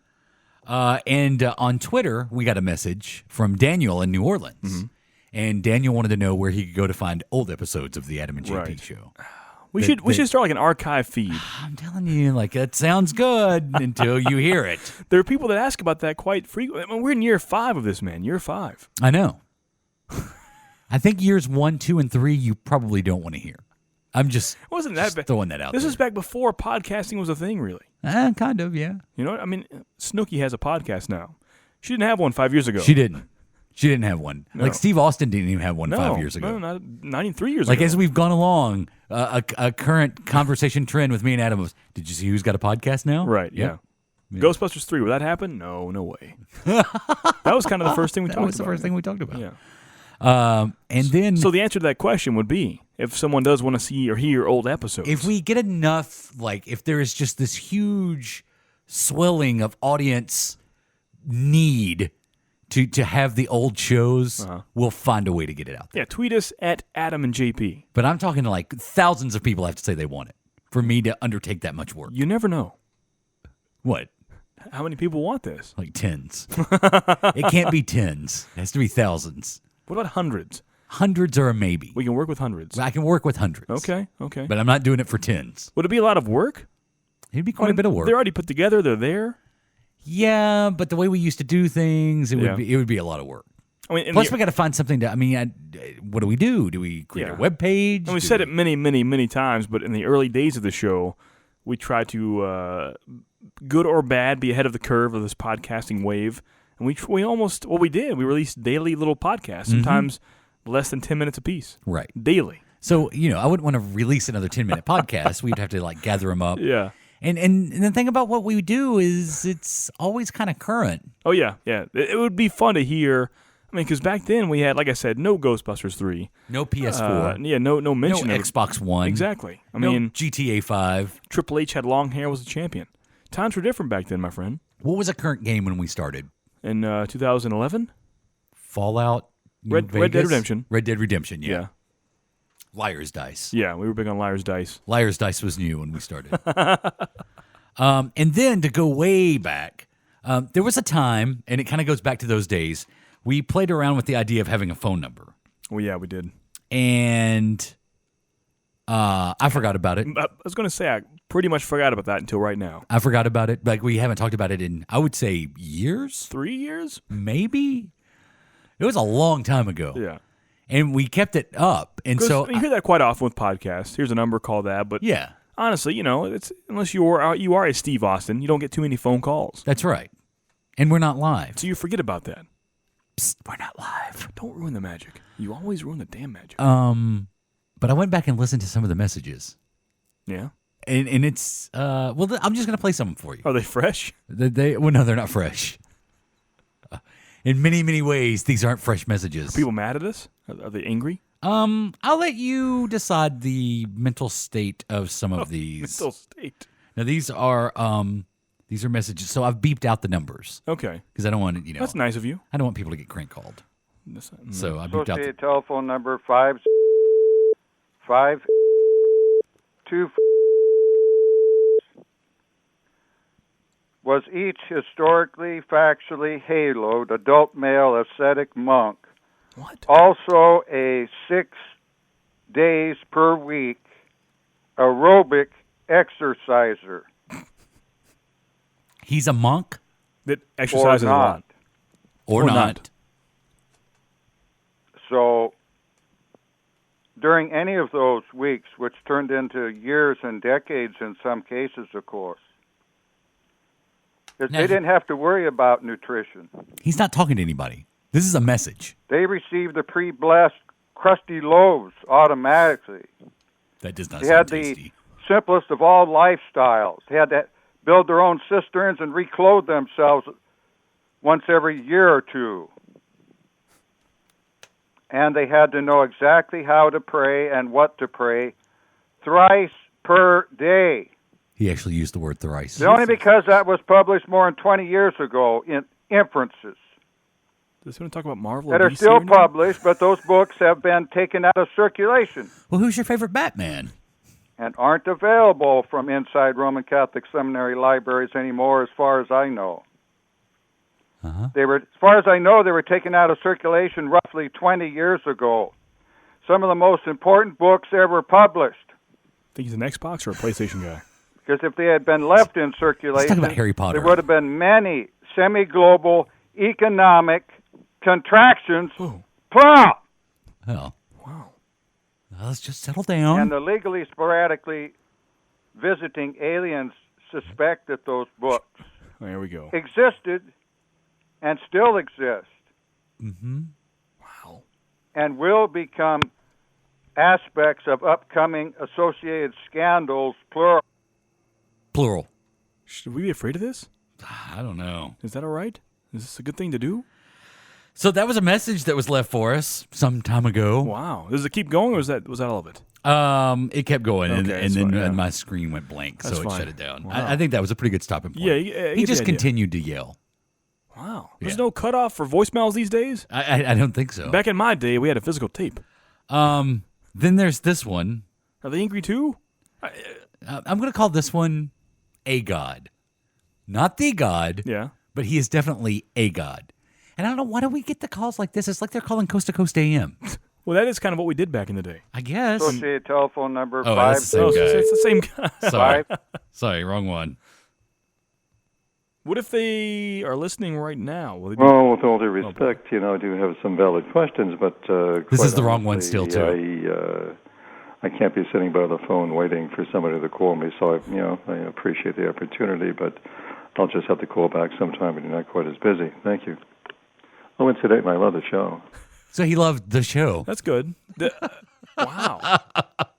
Here it is. This is the one. This is this guy. I have sleeping problems, I kind of stay woke mostly all night long, I lay down and close my eyes, and then I'll be resting, like sleep, and then people will pray to me, and they will wake me up, and I have I'll be answering people's prayer, He was during, answering? I think so. my while I'm asleep, they be talking to me, explaining their situations and the problems. And some people I can help, and some people I can't.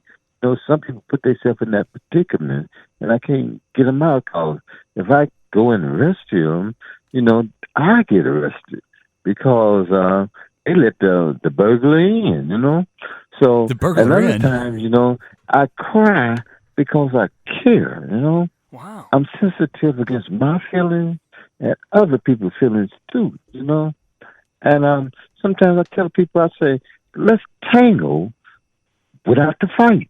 And then I say, evil is another good. thing I said, well, we're just, just work it out, make some adjustments, because things happen in a relationship, You just can't go off and fly off the air and say, if God would have took his love back from you, from us, what would we be, So you got to learn to forgive and forget, And if you got somebody bullying you, stuff like that, don't talk to me that way, It's not proper. It's not adequate. These are what people are saying to him? Mad, I think so. And I don't want to get mad because Let's leave tangle her without the alone, fight.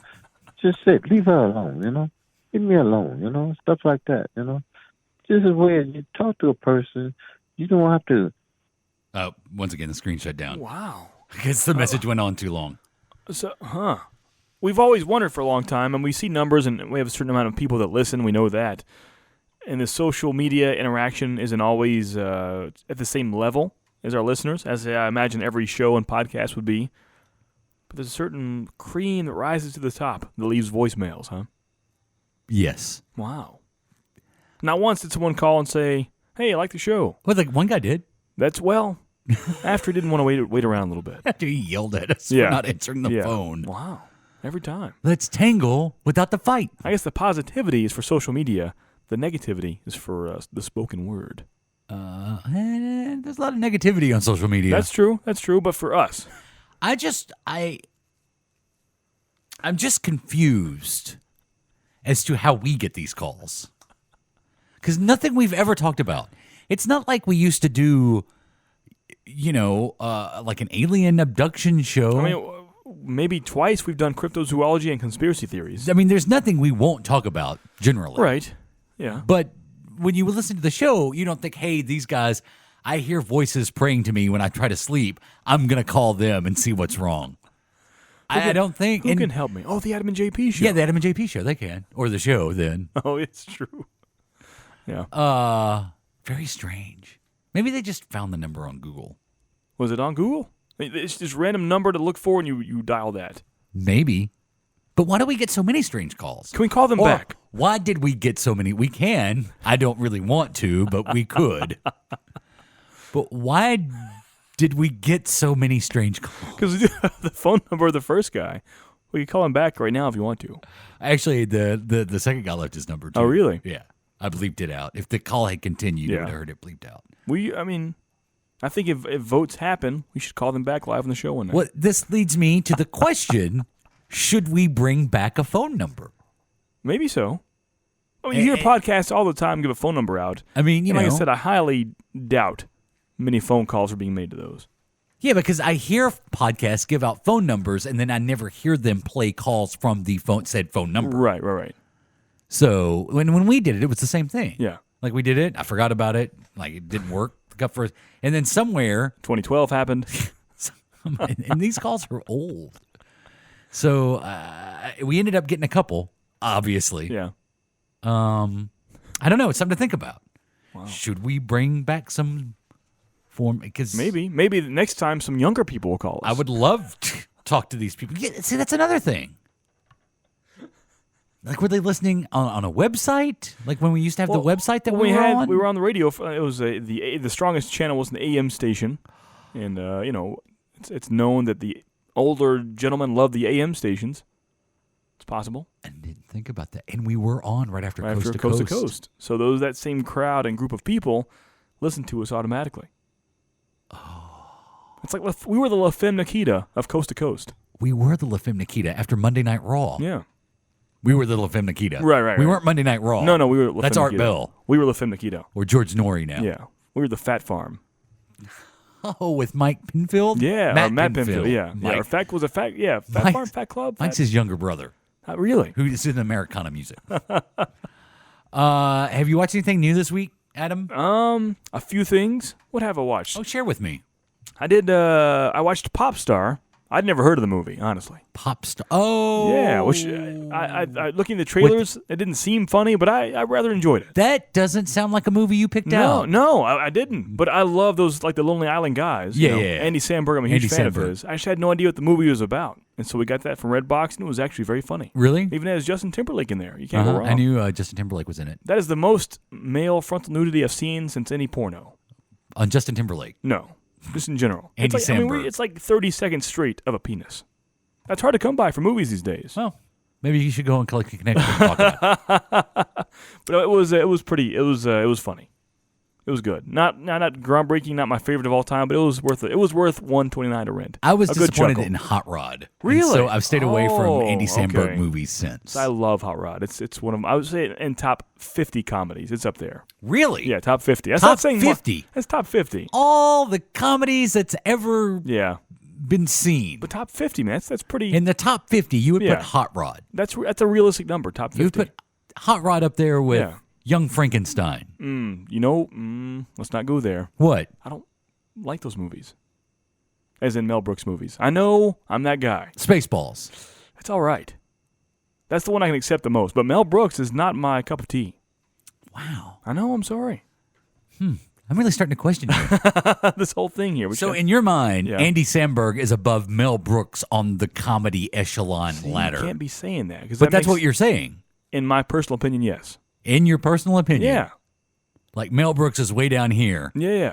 And Andy Samberg is way up here. But it's about personal taste. Like in my book, Skrillex is way above the Beatles. See what I'm saying? Because I enjoy him more. Now. But historically...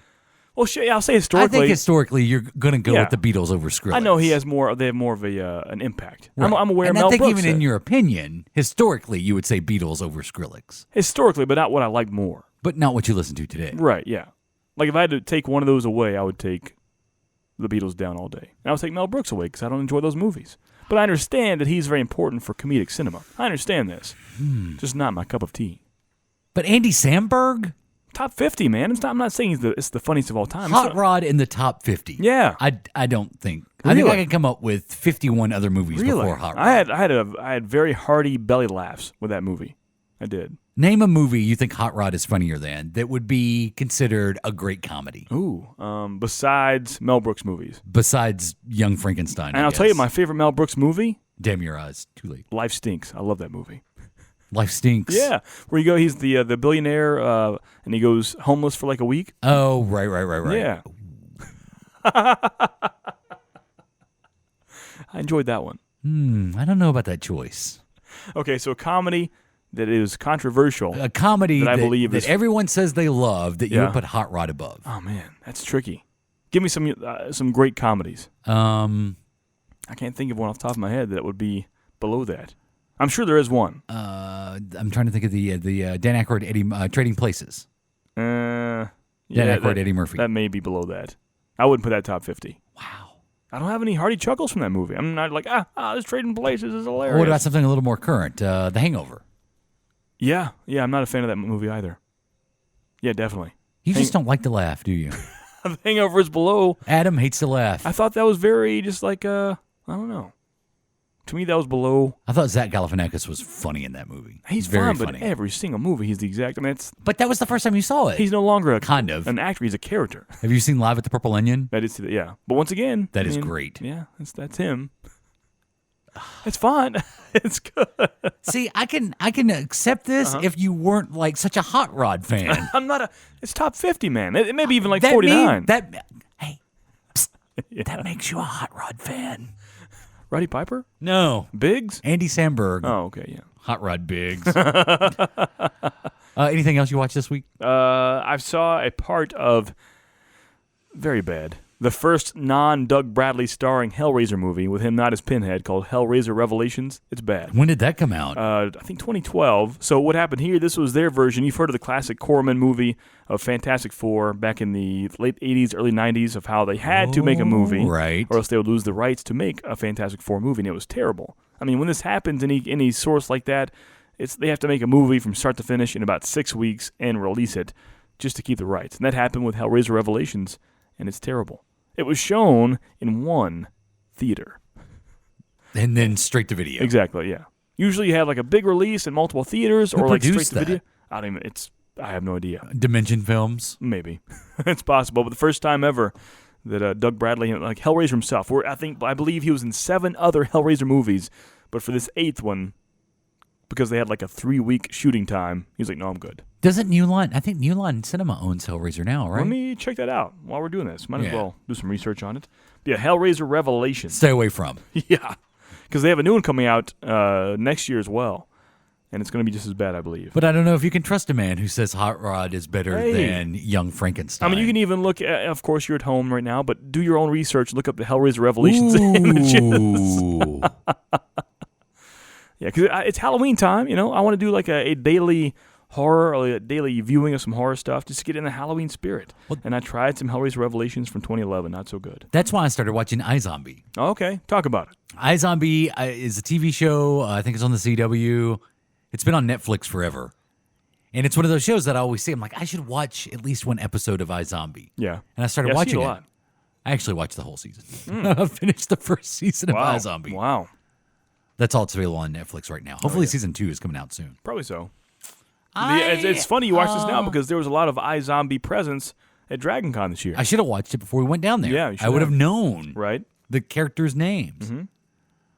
Mm-hmm. Based off the comic book iZombie. Yeah. I kind of dug it. Really? I enjoyed it. Kind of a fan? Yeah. Kind of a detective kind of scene to it? It is. It's a nice twist on the detective procedural show. If you don't know, she's a zombie. Her name is Liv Moore. Olivia Moore. That's funny. Liv Moore. Her ex-fiance is named Major Lillywhite. Really? That's his name. Yeah. Wow. Major Lillywhite. So I like the fun they have with the names.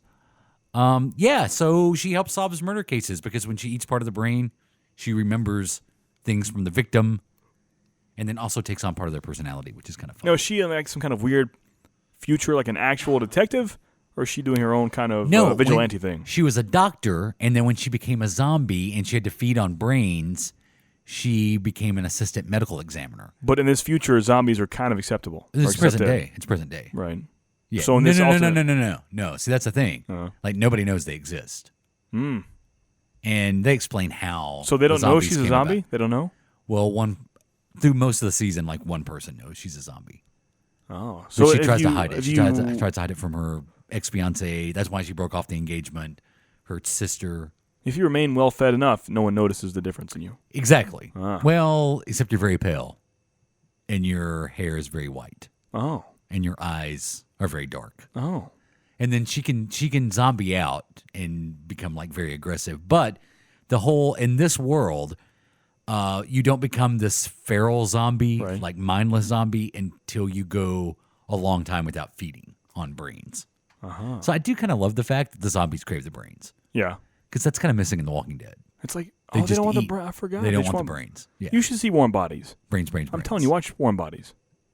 It's really good. I didn't know zombies a stretch. And I did end up actually enjoying it. I enjoyed it more than I didn't. Mm-hmm. I liked. I've forgotten that the Walking Dead zombies don't even crave the brains. They don't crave brains. No. Brands. Hot Rod's better than Walking Dead. Yeah, I'm not going to go with you on that. Life Stinks is better than Walking Dead. So I have the research. I'm certainly not going to go. Yes. Hellraiser Revelations is the 9th installment in the Hellraiser series. Oh, wow. So Doug Bradley did 8 Hellraiser movies. Isn't that crazy? And then in the 9th one. 9th he was done. It was produced in a matter of weeks due to an obligation to keep the rights for the film. Weeks, man. Who owns the rights now? That's a good question. I still can't find that part. Development, production, release. Yeah, because I think he's part of the New Line, the Hellraiser movies are part of the New Line family now. I don't know why I'm thinking that. That's possible. They all because New Line tried to own all the horror icons. So it's the first entry in the series since Hellraiser Bloodline, which is Hellraiser 4, to be based on an original script instead of incorporating series antagonist Pinhead into an unrelated horror story. So between 4 and 9 of the Hellraiser movies, people had these horror film scripts and they brought to the company. Studio was like, that's good, but what'll make it better is throw a Pinhead in there. Isn't that crazy to think about? Wow. There were never original Pinhead and Hellraiser scripts. And what studio was this? I can't find the studio. I want to know who's making these decisions. Who owns Hellraiser? Google is fun. Who do you think? You think it's New Line? Well, I think they own it now. Yeah. I'm pretty sure it was Dimension Films. Through the Hellraiser run. I can't find it now, but before the end of the show, I'm going to tell you. We will get to the end of this. I also started watching season 1 of Supergirl. Oh yeah, what'd you think of that? Because you're a fan of those shows. It's very. It's a little too Gilmore Girls for me. I'll give it a shot. What is wrong with you? Do you want to go home, come back, and start all over? No, I've got my sweatpants on. I'm comfortable. You do have your sweatpants on. I forgot.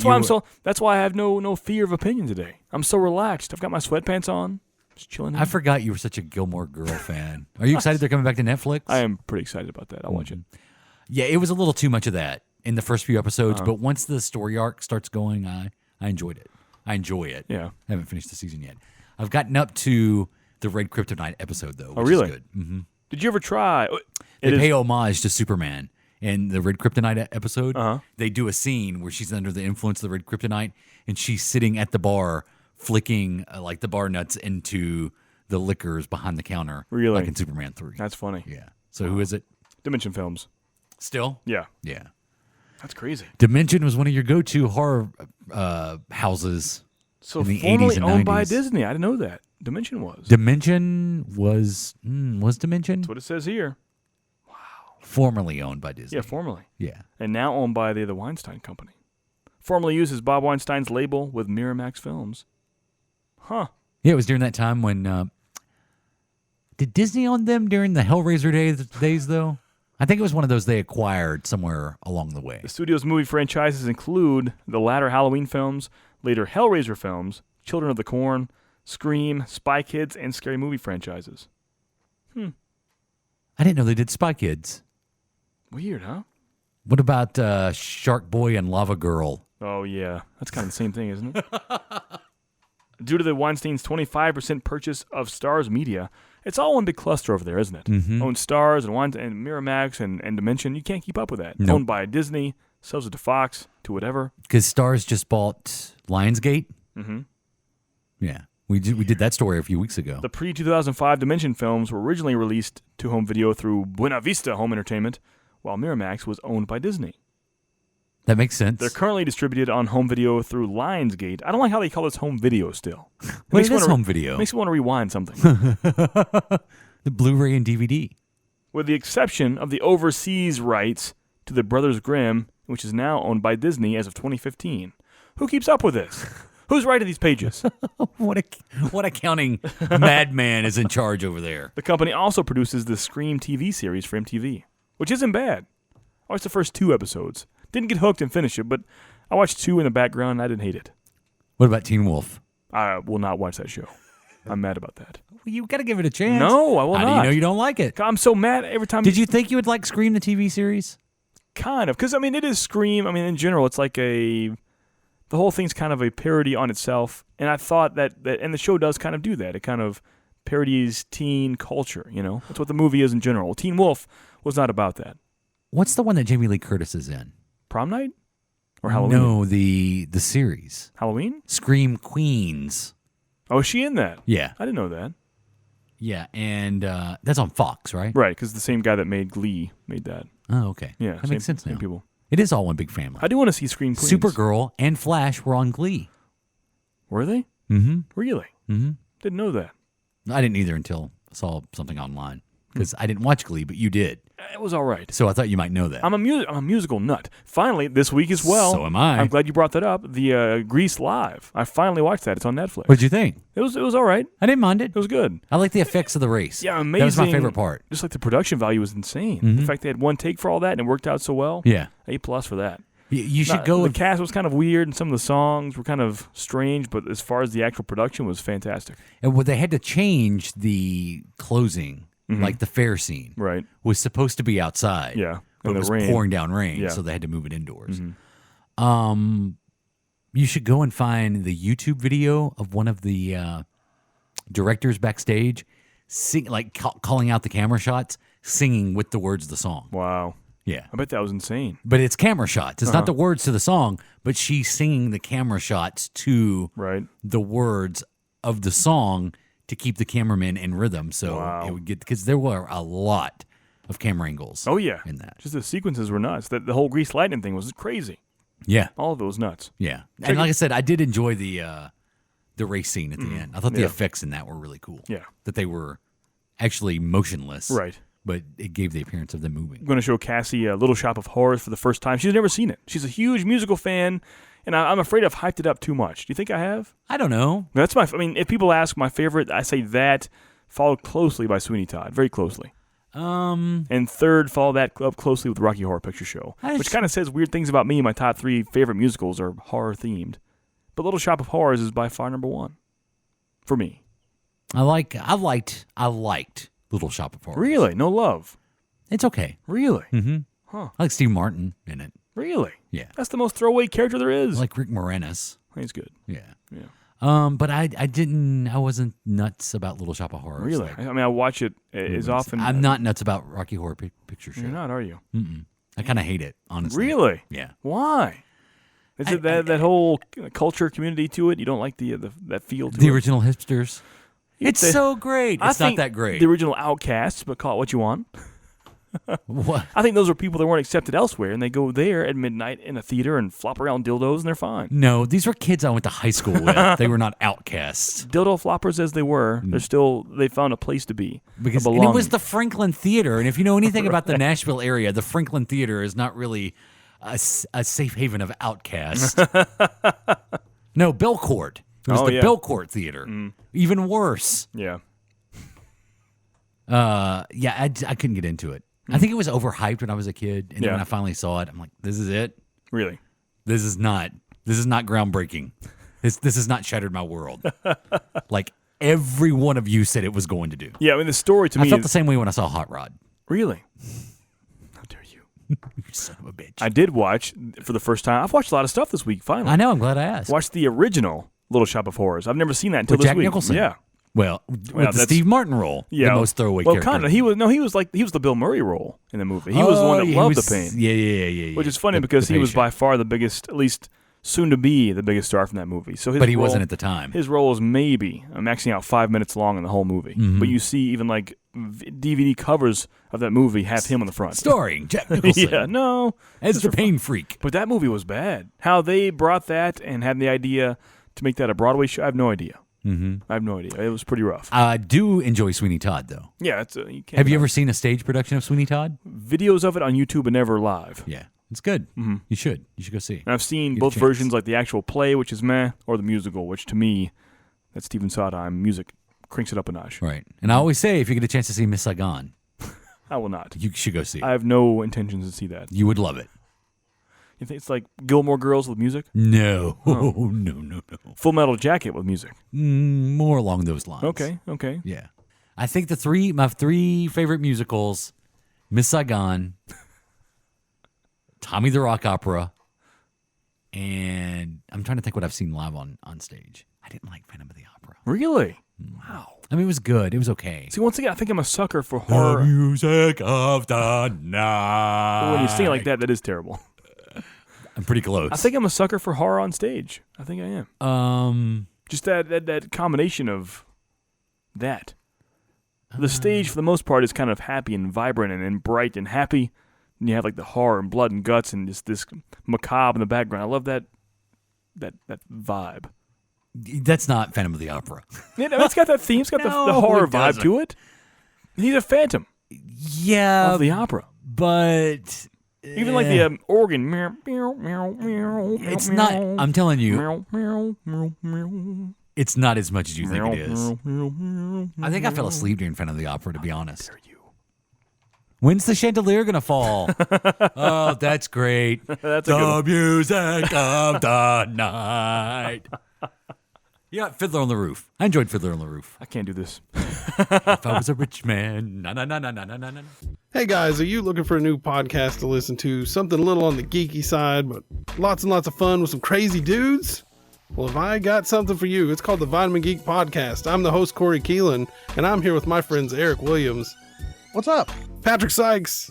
Greetings, everyone. And Michael Zippy Miller. Hey there. We're going to talk about all kinds of stuff. Horror movies, science fiction. We love Star Wars. Who doesn't love Star Wars? If you don't like Star Wars, get the hell off of here. Check us out, man. Vitamin Geek Podcast right here on the ESO Network. It's all part of the plan. Grab your joystick. This game is an atrocity. It's time for Gamers Corner. I think it'll make a person become insane. Gamers Corner brought to you by the Grand Ole Game Room Expo. Nashville's first arcade and pinball expo happens November 11th through the 13th in the gorgeous Marriott Cool Springs. Go to grandoldexpo.com. More details now. You can still get great rooms at a great rate. Sign up to bring a game. Find out about some of the tournaments, panels. Around-the-clock gaming, almost. Pretty much. Almost. Well, the consoles will be around. Oh, yeah. You got to power down the arcade and pinball machines a little bit. The babies must sleep. Yeah, that's true.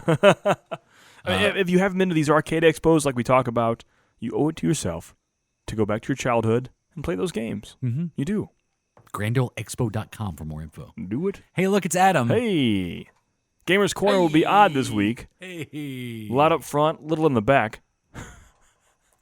Okay. You know, it's coming around the fall season, which means we're right on the beginnings of the holiday season. So we have a lot of new releases this week, quite a bit. Oh, good. And as far as gaming news, it's just kind of there. But let's start with this big, vast list of new releases, shall we? Such as, for all consoles and PC even, NASCAR Heat Evolution. Finally, NASCAR's back in the video game scene. NASCAR Heat. And who doesn't love the old NASCAR games? You start out for maybe 5 minutes racing legitimately. You realize you have no chance to beat the computer. And then so it just turns into bumper cars. You turn around and start driving backwards. That's what I used to do. I've been known to play Mario Kart that way. You're that guy, huh? Mm-hmm. You were that guy. A lot of VR and simulating games released on the PC this week, such as Just Bat VR Cricket on the PC. So a lot of games, Not many great games. We're getting there. We're getting there. Hey, keep going. Okay. Oh, no. Your clicker. You may want to go a little fast because this next one may be a winner. Okay. You know, there are a lot of things I like to do in life. I like to watch sports on TV. I used to like to eat candy bars. I like to shop sometimes. I like to play video games. I even like to play video games about shopping. That's why this week is a perfect release for a game for people like me, and it's called Shop and Spree Shopping Paradise. Just in time. I stalled as much as I could. The music of the night. What happened to the show? We used to be so structured and nice. Did we? We're playing voicemails of old crazy men, popping cans. Well, I've been up since 3:30 this morning. So that came out. Shop and Spree, Shopping Paradise. It reminds me, remember Supermarket Sweep? I loved the shit out of that game back in the day. The old game show, Supermarket Sweep. I'm not your psychologist. You don't remember that game show? Remember. Yeah, that was great. There was one called Shop Till You Drop. It was good as well. Here you go, Adam. You've got $30 to spend in the grocery store. Go. A classic game from 2006 was called Dead Rising. Out on the PC this week. Dead Rising. Yeah, one.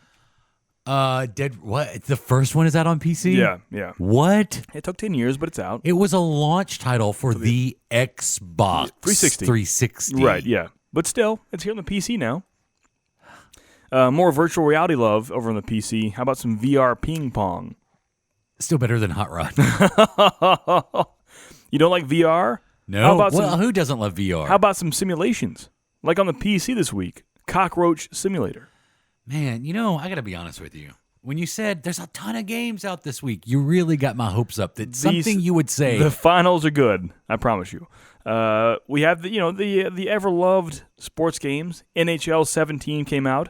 If you're a hockey fan, these games by EA Sports are always quality. They're good. Mm-hmm. If you're a basketball fan, the best basketball franchise going today is the 2K series, and NBA 2K17 came out as well. If you're a soccer fan, FIFA by EA Sports used to be the game to play, but now Pro Evolution Soccer has taken that over as the best soccer game out there. So Pro Evolution Soccer 2017 How is is out. it different than FIFA? Different controls, different gameplay styles, graphics, team building modes. I'm always a FIFA guy. Do they have different stadiums across the world? Yeah. Do you get to create your character? Yeah. Be drafted to a team? Yeah. Kill hookers and take your money back? No, you cannot. The final three, Minecraft Story Mode, Episode 8 by Telltale Games. Episode 8, man, that's going strong. Are you going to talk about Batman? Not this week, no. Okay. Pac-Man Championship Edition 2. If you haven't played Championship Edition 1, do yourself a favor. I'm serious. As a huge Pac-Man fan, Pac-Man Championship Edition is a fantastic installment in the Pac-Man legacy. Hey, I'll be right back. And Part 2 is out. Last but not least, finally, on all systems, PC, PS4, Xbox One, we have BioShock The Collection came out. All 3 BioShock games, all included DLC for the small price of $60.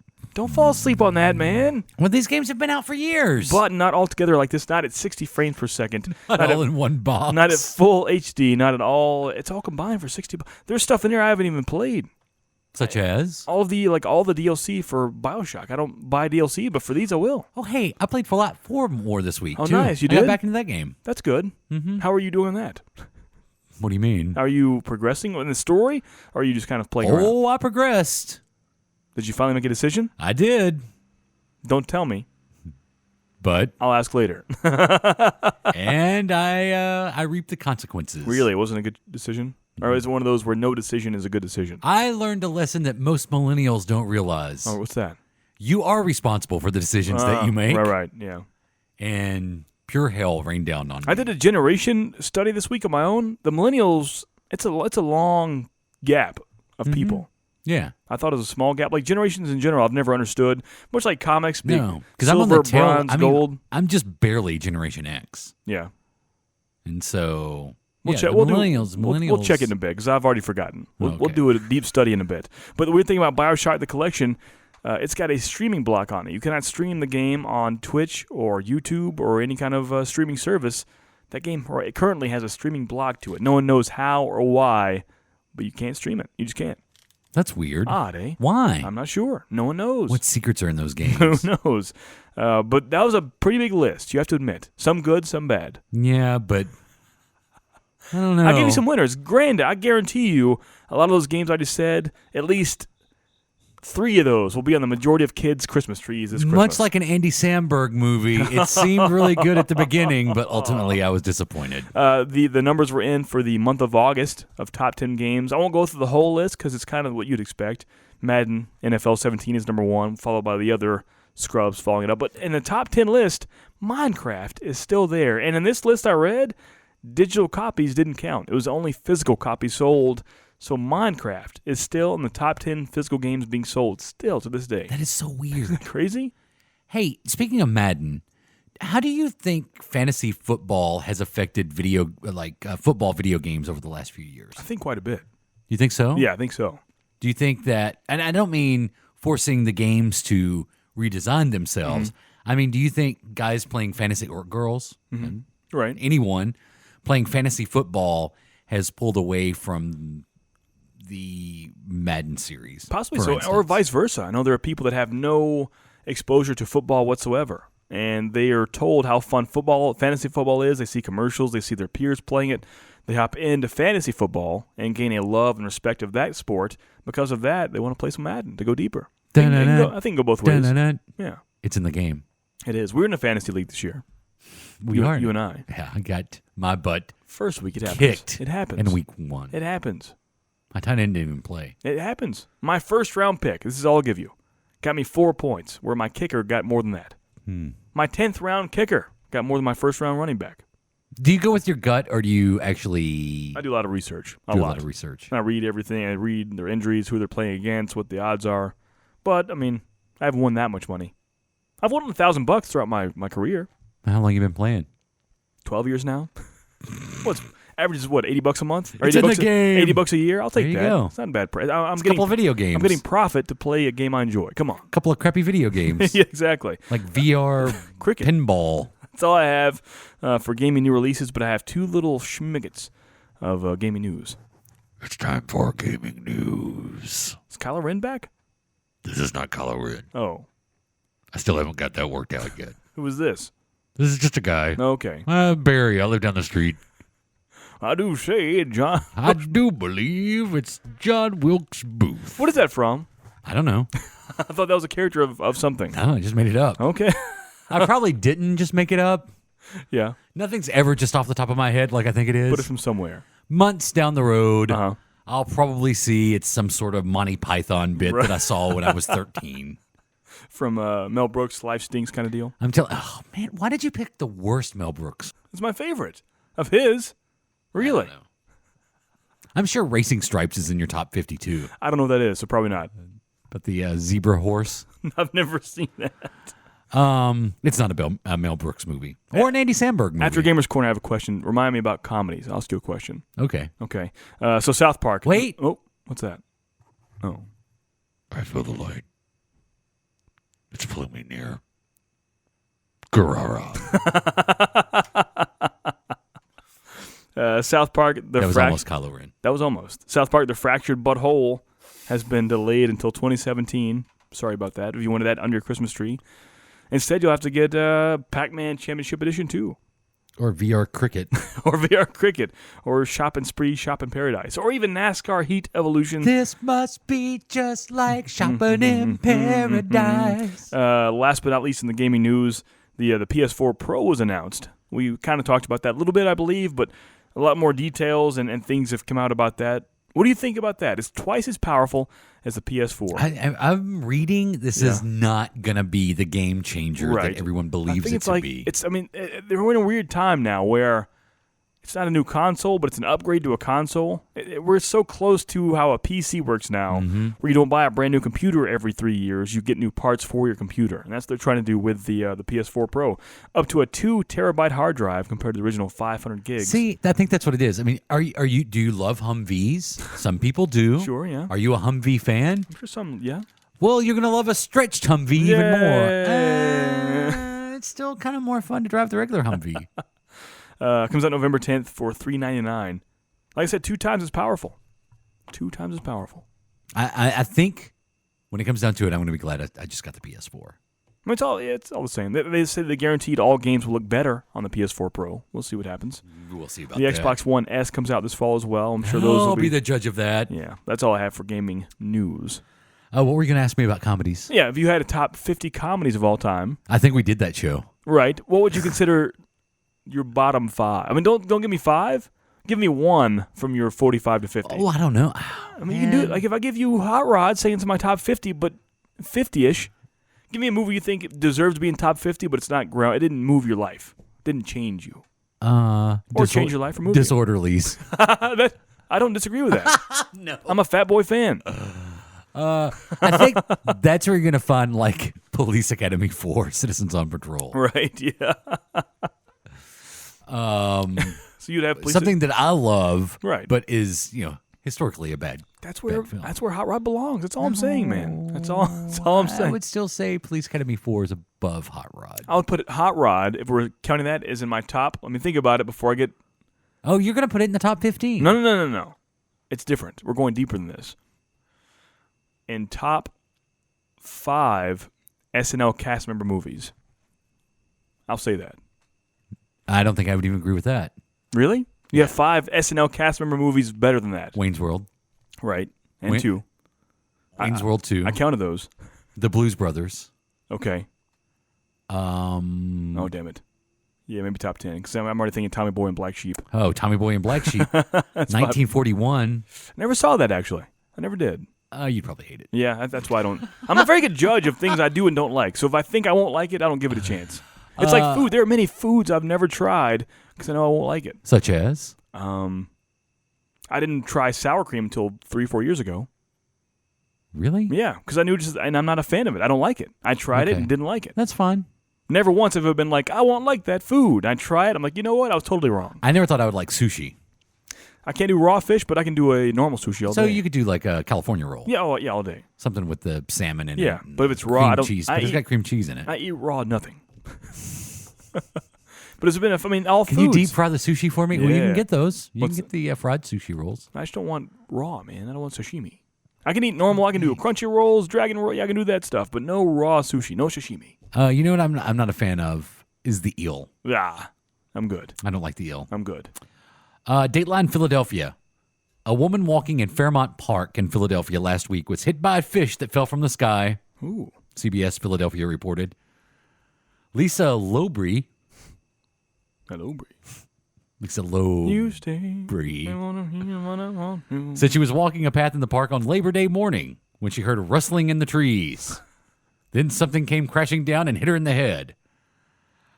I think it might have been head, face, and neck because I smelled so bad afterwards. Wow. I smelled disgusting, she said. Cracking yourself up, aren't you? Cracking yourself up. As she regained her composure, a friend she was walking with found the culprit. It bounced off Annie. Annie sees me go down, turns around, looks, and goes, OMG, it was a fish, Lowbrey recalled. Lowbrey suffered a small cut to her face and some swelling from the catfish. Oh, it was a catfish. Which was over a foot long. She admits to being a bit hysterical at first, but now she can see the humor in the bizarre story. You know, I had a friend get a catfish stuck in his butt one time. I'm totally serious. All right, I want to hear that story. I'm serious. I want to hear this story. So they're fishing. So I say in the butt, it was more of on the butt. Apparently, catfish, like as we read here, have these barbs I never knew about on their fins. These, like sharp barbs. Well, they also have in the mouth thing. That's why they're called catfish. Yeah, because it looks like whiskers. Yeah. Anyways, so the friend of mine is afraid of the fish, and boys being boys, they're flopping the fish around like, yeah, you like that? And they throw the fish at him, gets him right in the ass cheek. Hey, you like that? Sticks to him. He has to go to the hospital and he has to get stitches from the catfish barb. Why did he not have pants on? He did, but went through the shorts, man, like the swimming trunk. Oh. Yeah. And stuck in there. They get stitches for it. Well, it turns out they believe a bird had the catfish and then dropped it. That's why it hit Lisa Lowbrey. Birds are sons of bitches. I saw a YouTube video that happened last week of a family picnic. Did you see this video before? Family picnic. It's on YouTube. Check it out. And they're watching a bird circle a body of water. The bird picks up a huge snake on the edge of the water and goes over to the family picnic and drops it on them. This live snake. And they're all like, spread apart. Snake! Yeah, it was terrifying. Which would you rather get hit in the face with? Or as Lisa said, which would you rather get hit in the head, face, and neck with? Yeah. A catfish or a snake? A catfish by far. No. Snake, never, no. Neither. I mean, I would have a heart attack if a snake landed on my head. Catfish, not so bad, though. But you could get hurt, like you said, like your friend. Yeah, but I mean, a snake has got, no. Who had the catfish butt. That's true. No, snake all day. I mean, I wouldn't do a snake. I went to high school with a girl, her nickname was Catfish. Really? Yeah. I'm not going to ask why. I think because her name was Patricia. What? That makes no sense. Trish, but people call her Trish. Fish, Trish, Catfish. Wow. I think. That's a stretch. I don't know. I wasn't popular with the kids. Went to school with a guy, his name was Art, and they called him Art Fart. See? That's the kind of stuff we're working with. What's the weirdest name person you went to school with? Oh, man. I'm from a different spot. What else? You don't have to say last names. Well, if you say the name itself. Unless it makes it work. I came from a very country place, you know? Okay, well, let's hear it. There was a big guy. Big guy. Big mountain? And they say he looked like a beached whale, so they called him Beachel. Beachel. Hey, Beachel. We had stuff like Lanky. Yeah. Lanky? Lanky. Well, that's original. I mean, all kinds of, and stuff like we were very, I'll keep this PC here, but a very, very white city, sadly. And so when something that wasn't white came in, they would give them names, not racist names, but names that kind of went along with who they were. Well, that sounds very racist to me. But the people would just like eat it up and love it. Did they? Not bad, like non-PC names, but names that would be maybe considered racist, but they ate it up. The people would love it. What? Yeah. I'm sure they didn't eat it up. Yeah. Looking back on it, they probably just wanted to go along and. But they were probably like, "I am surrounded by hillbilly white people. Right. Whatever you say." Yeah, that's it. Yeah, that sounds good to me. I love it. What about you? What are some crazy names you went to school with? I went to school with a guy named, because my given name is Patrick. Right. That's not made up. That's really my name. Yeah. I went to school with a guy. His name was Patrick Kilpatrick. Really? And so when anyone would say this was like elementary school. Mm-hmm. So when anyone would say his last name, he would come after me. Ah. He'd like throw pencils and shit at me. Why? He was a little asshole. Yeah, I don't. Like, why would you name the kid that? Patrick, his name was Patrick Kilpatrick. I went to school with John Johnson. Come on, parents. Eventually, he became a boo in high school. A boo? Yours? Not my boo. His nickname was Your Boo. bae? His nickname was Boo. Oh. Yeah. People just called him Boo. Yeah. So instead of John Johnson, he was Boo. There was someone people called Peanut. I don't know why. We had a Peanut. Yeah. He was the brother of Butterball. I'm totally serious. I'm totally serious. Peanut, Butterball's brother. Exactly. That's totally, yeah. Oh, this has been a fun trip down memory lane. Hasn't Thank it? you. Yeah, no problem. I feel like I haven't been 100% this week. Why is that? You've been sleepy. I am sleepy. You are sleepy. What were we going to look at? Oh, yes. Generation gaps. Ready for it? Yeah. A deep study of generations. Are you looking it up right now? Yeah. Okay, thanks for being prepared. Hey, no problem. So, you need me to, do we have some looking up music? Oh, we haven't done this in a while. Aha. Oh, some searching on the internet music. Here we go.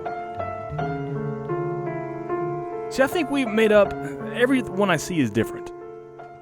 I think some terms are made up. A generation is 10, 15 years. According to this website, we began in 1912, the Depression era. From 1912 to 1921, when they came of age from 30 to 39. The World War II era and the post-war cohorts.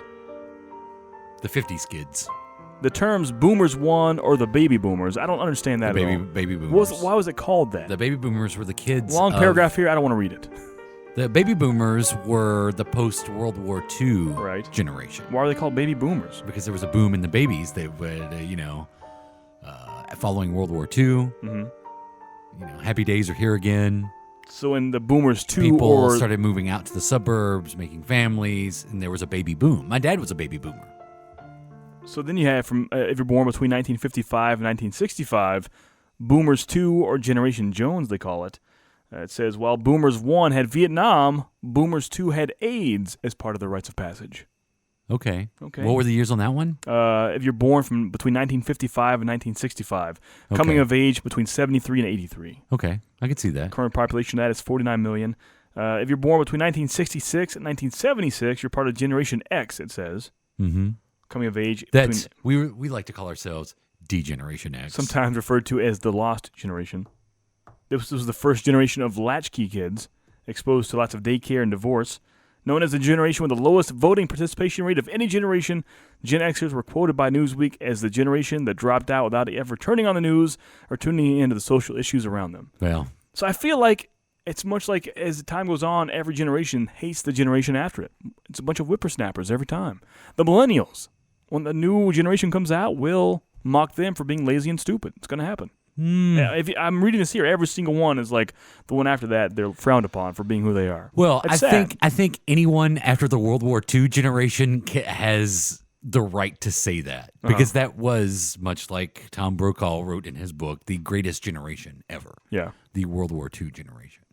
I mean, when you look at not just the volunteerism and they went and won World War II.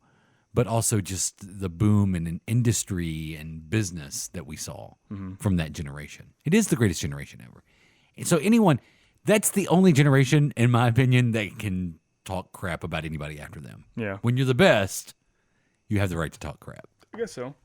Yeah. Then you have Generation Y, or known as the Echo Boomers, or the Millenniums or Millennials, born between 1977 and 1994. So when I hear Millennials, I think of young people. But you can be as old as 1977. That's odd to me. You know what I mean? Yeah, because if they're born between 1977 and 1994, then they're coming of age. Between 1998 and 2006. Right, during the new millennium. That's odd. To me, like a millennial seems like a young kid who doesn't know anything. But they could be, at this point, almost 40 years old. Yeah. That's crazy to think Millennials about. could be almost 40. And then last, which is odd wording. So we've had Generation X, then Y, and now we're on Generation Z, born between 1995 and 2012, which means we're past Generation Z. What we're on now, I have no idea. What comes after Generation Z?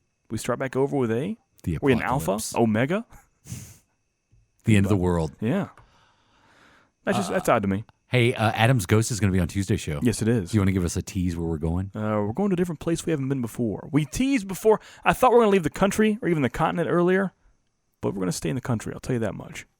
Because we may, hopefully, you never know, we may have another guest from outside of the country very soon. Oh, that's right. When I was doing our answering our correspondences at the beginning of the show. Yeah, you forgot a very important one.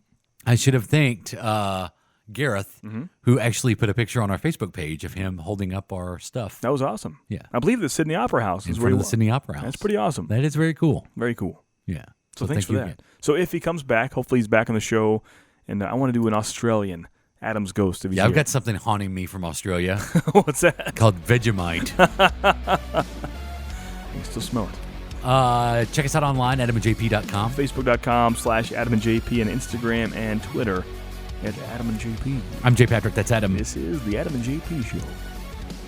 This must be just like the music of the night. Face Sealer.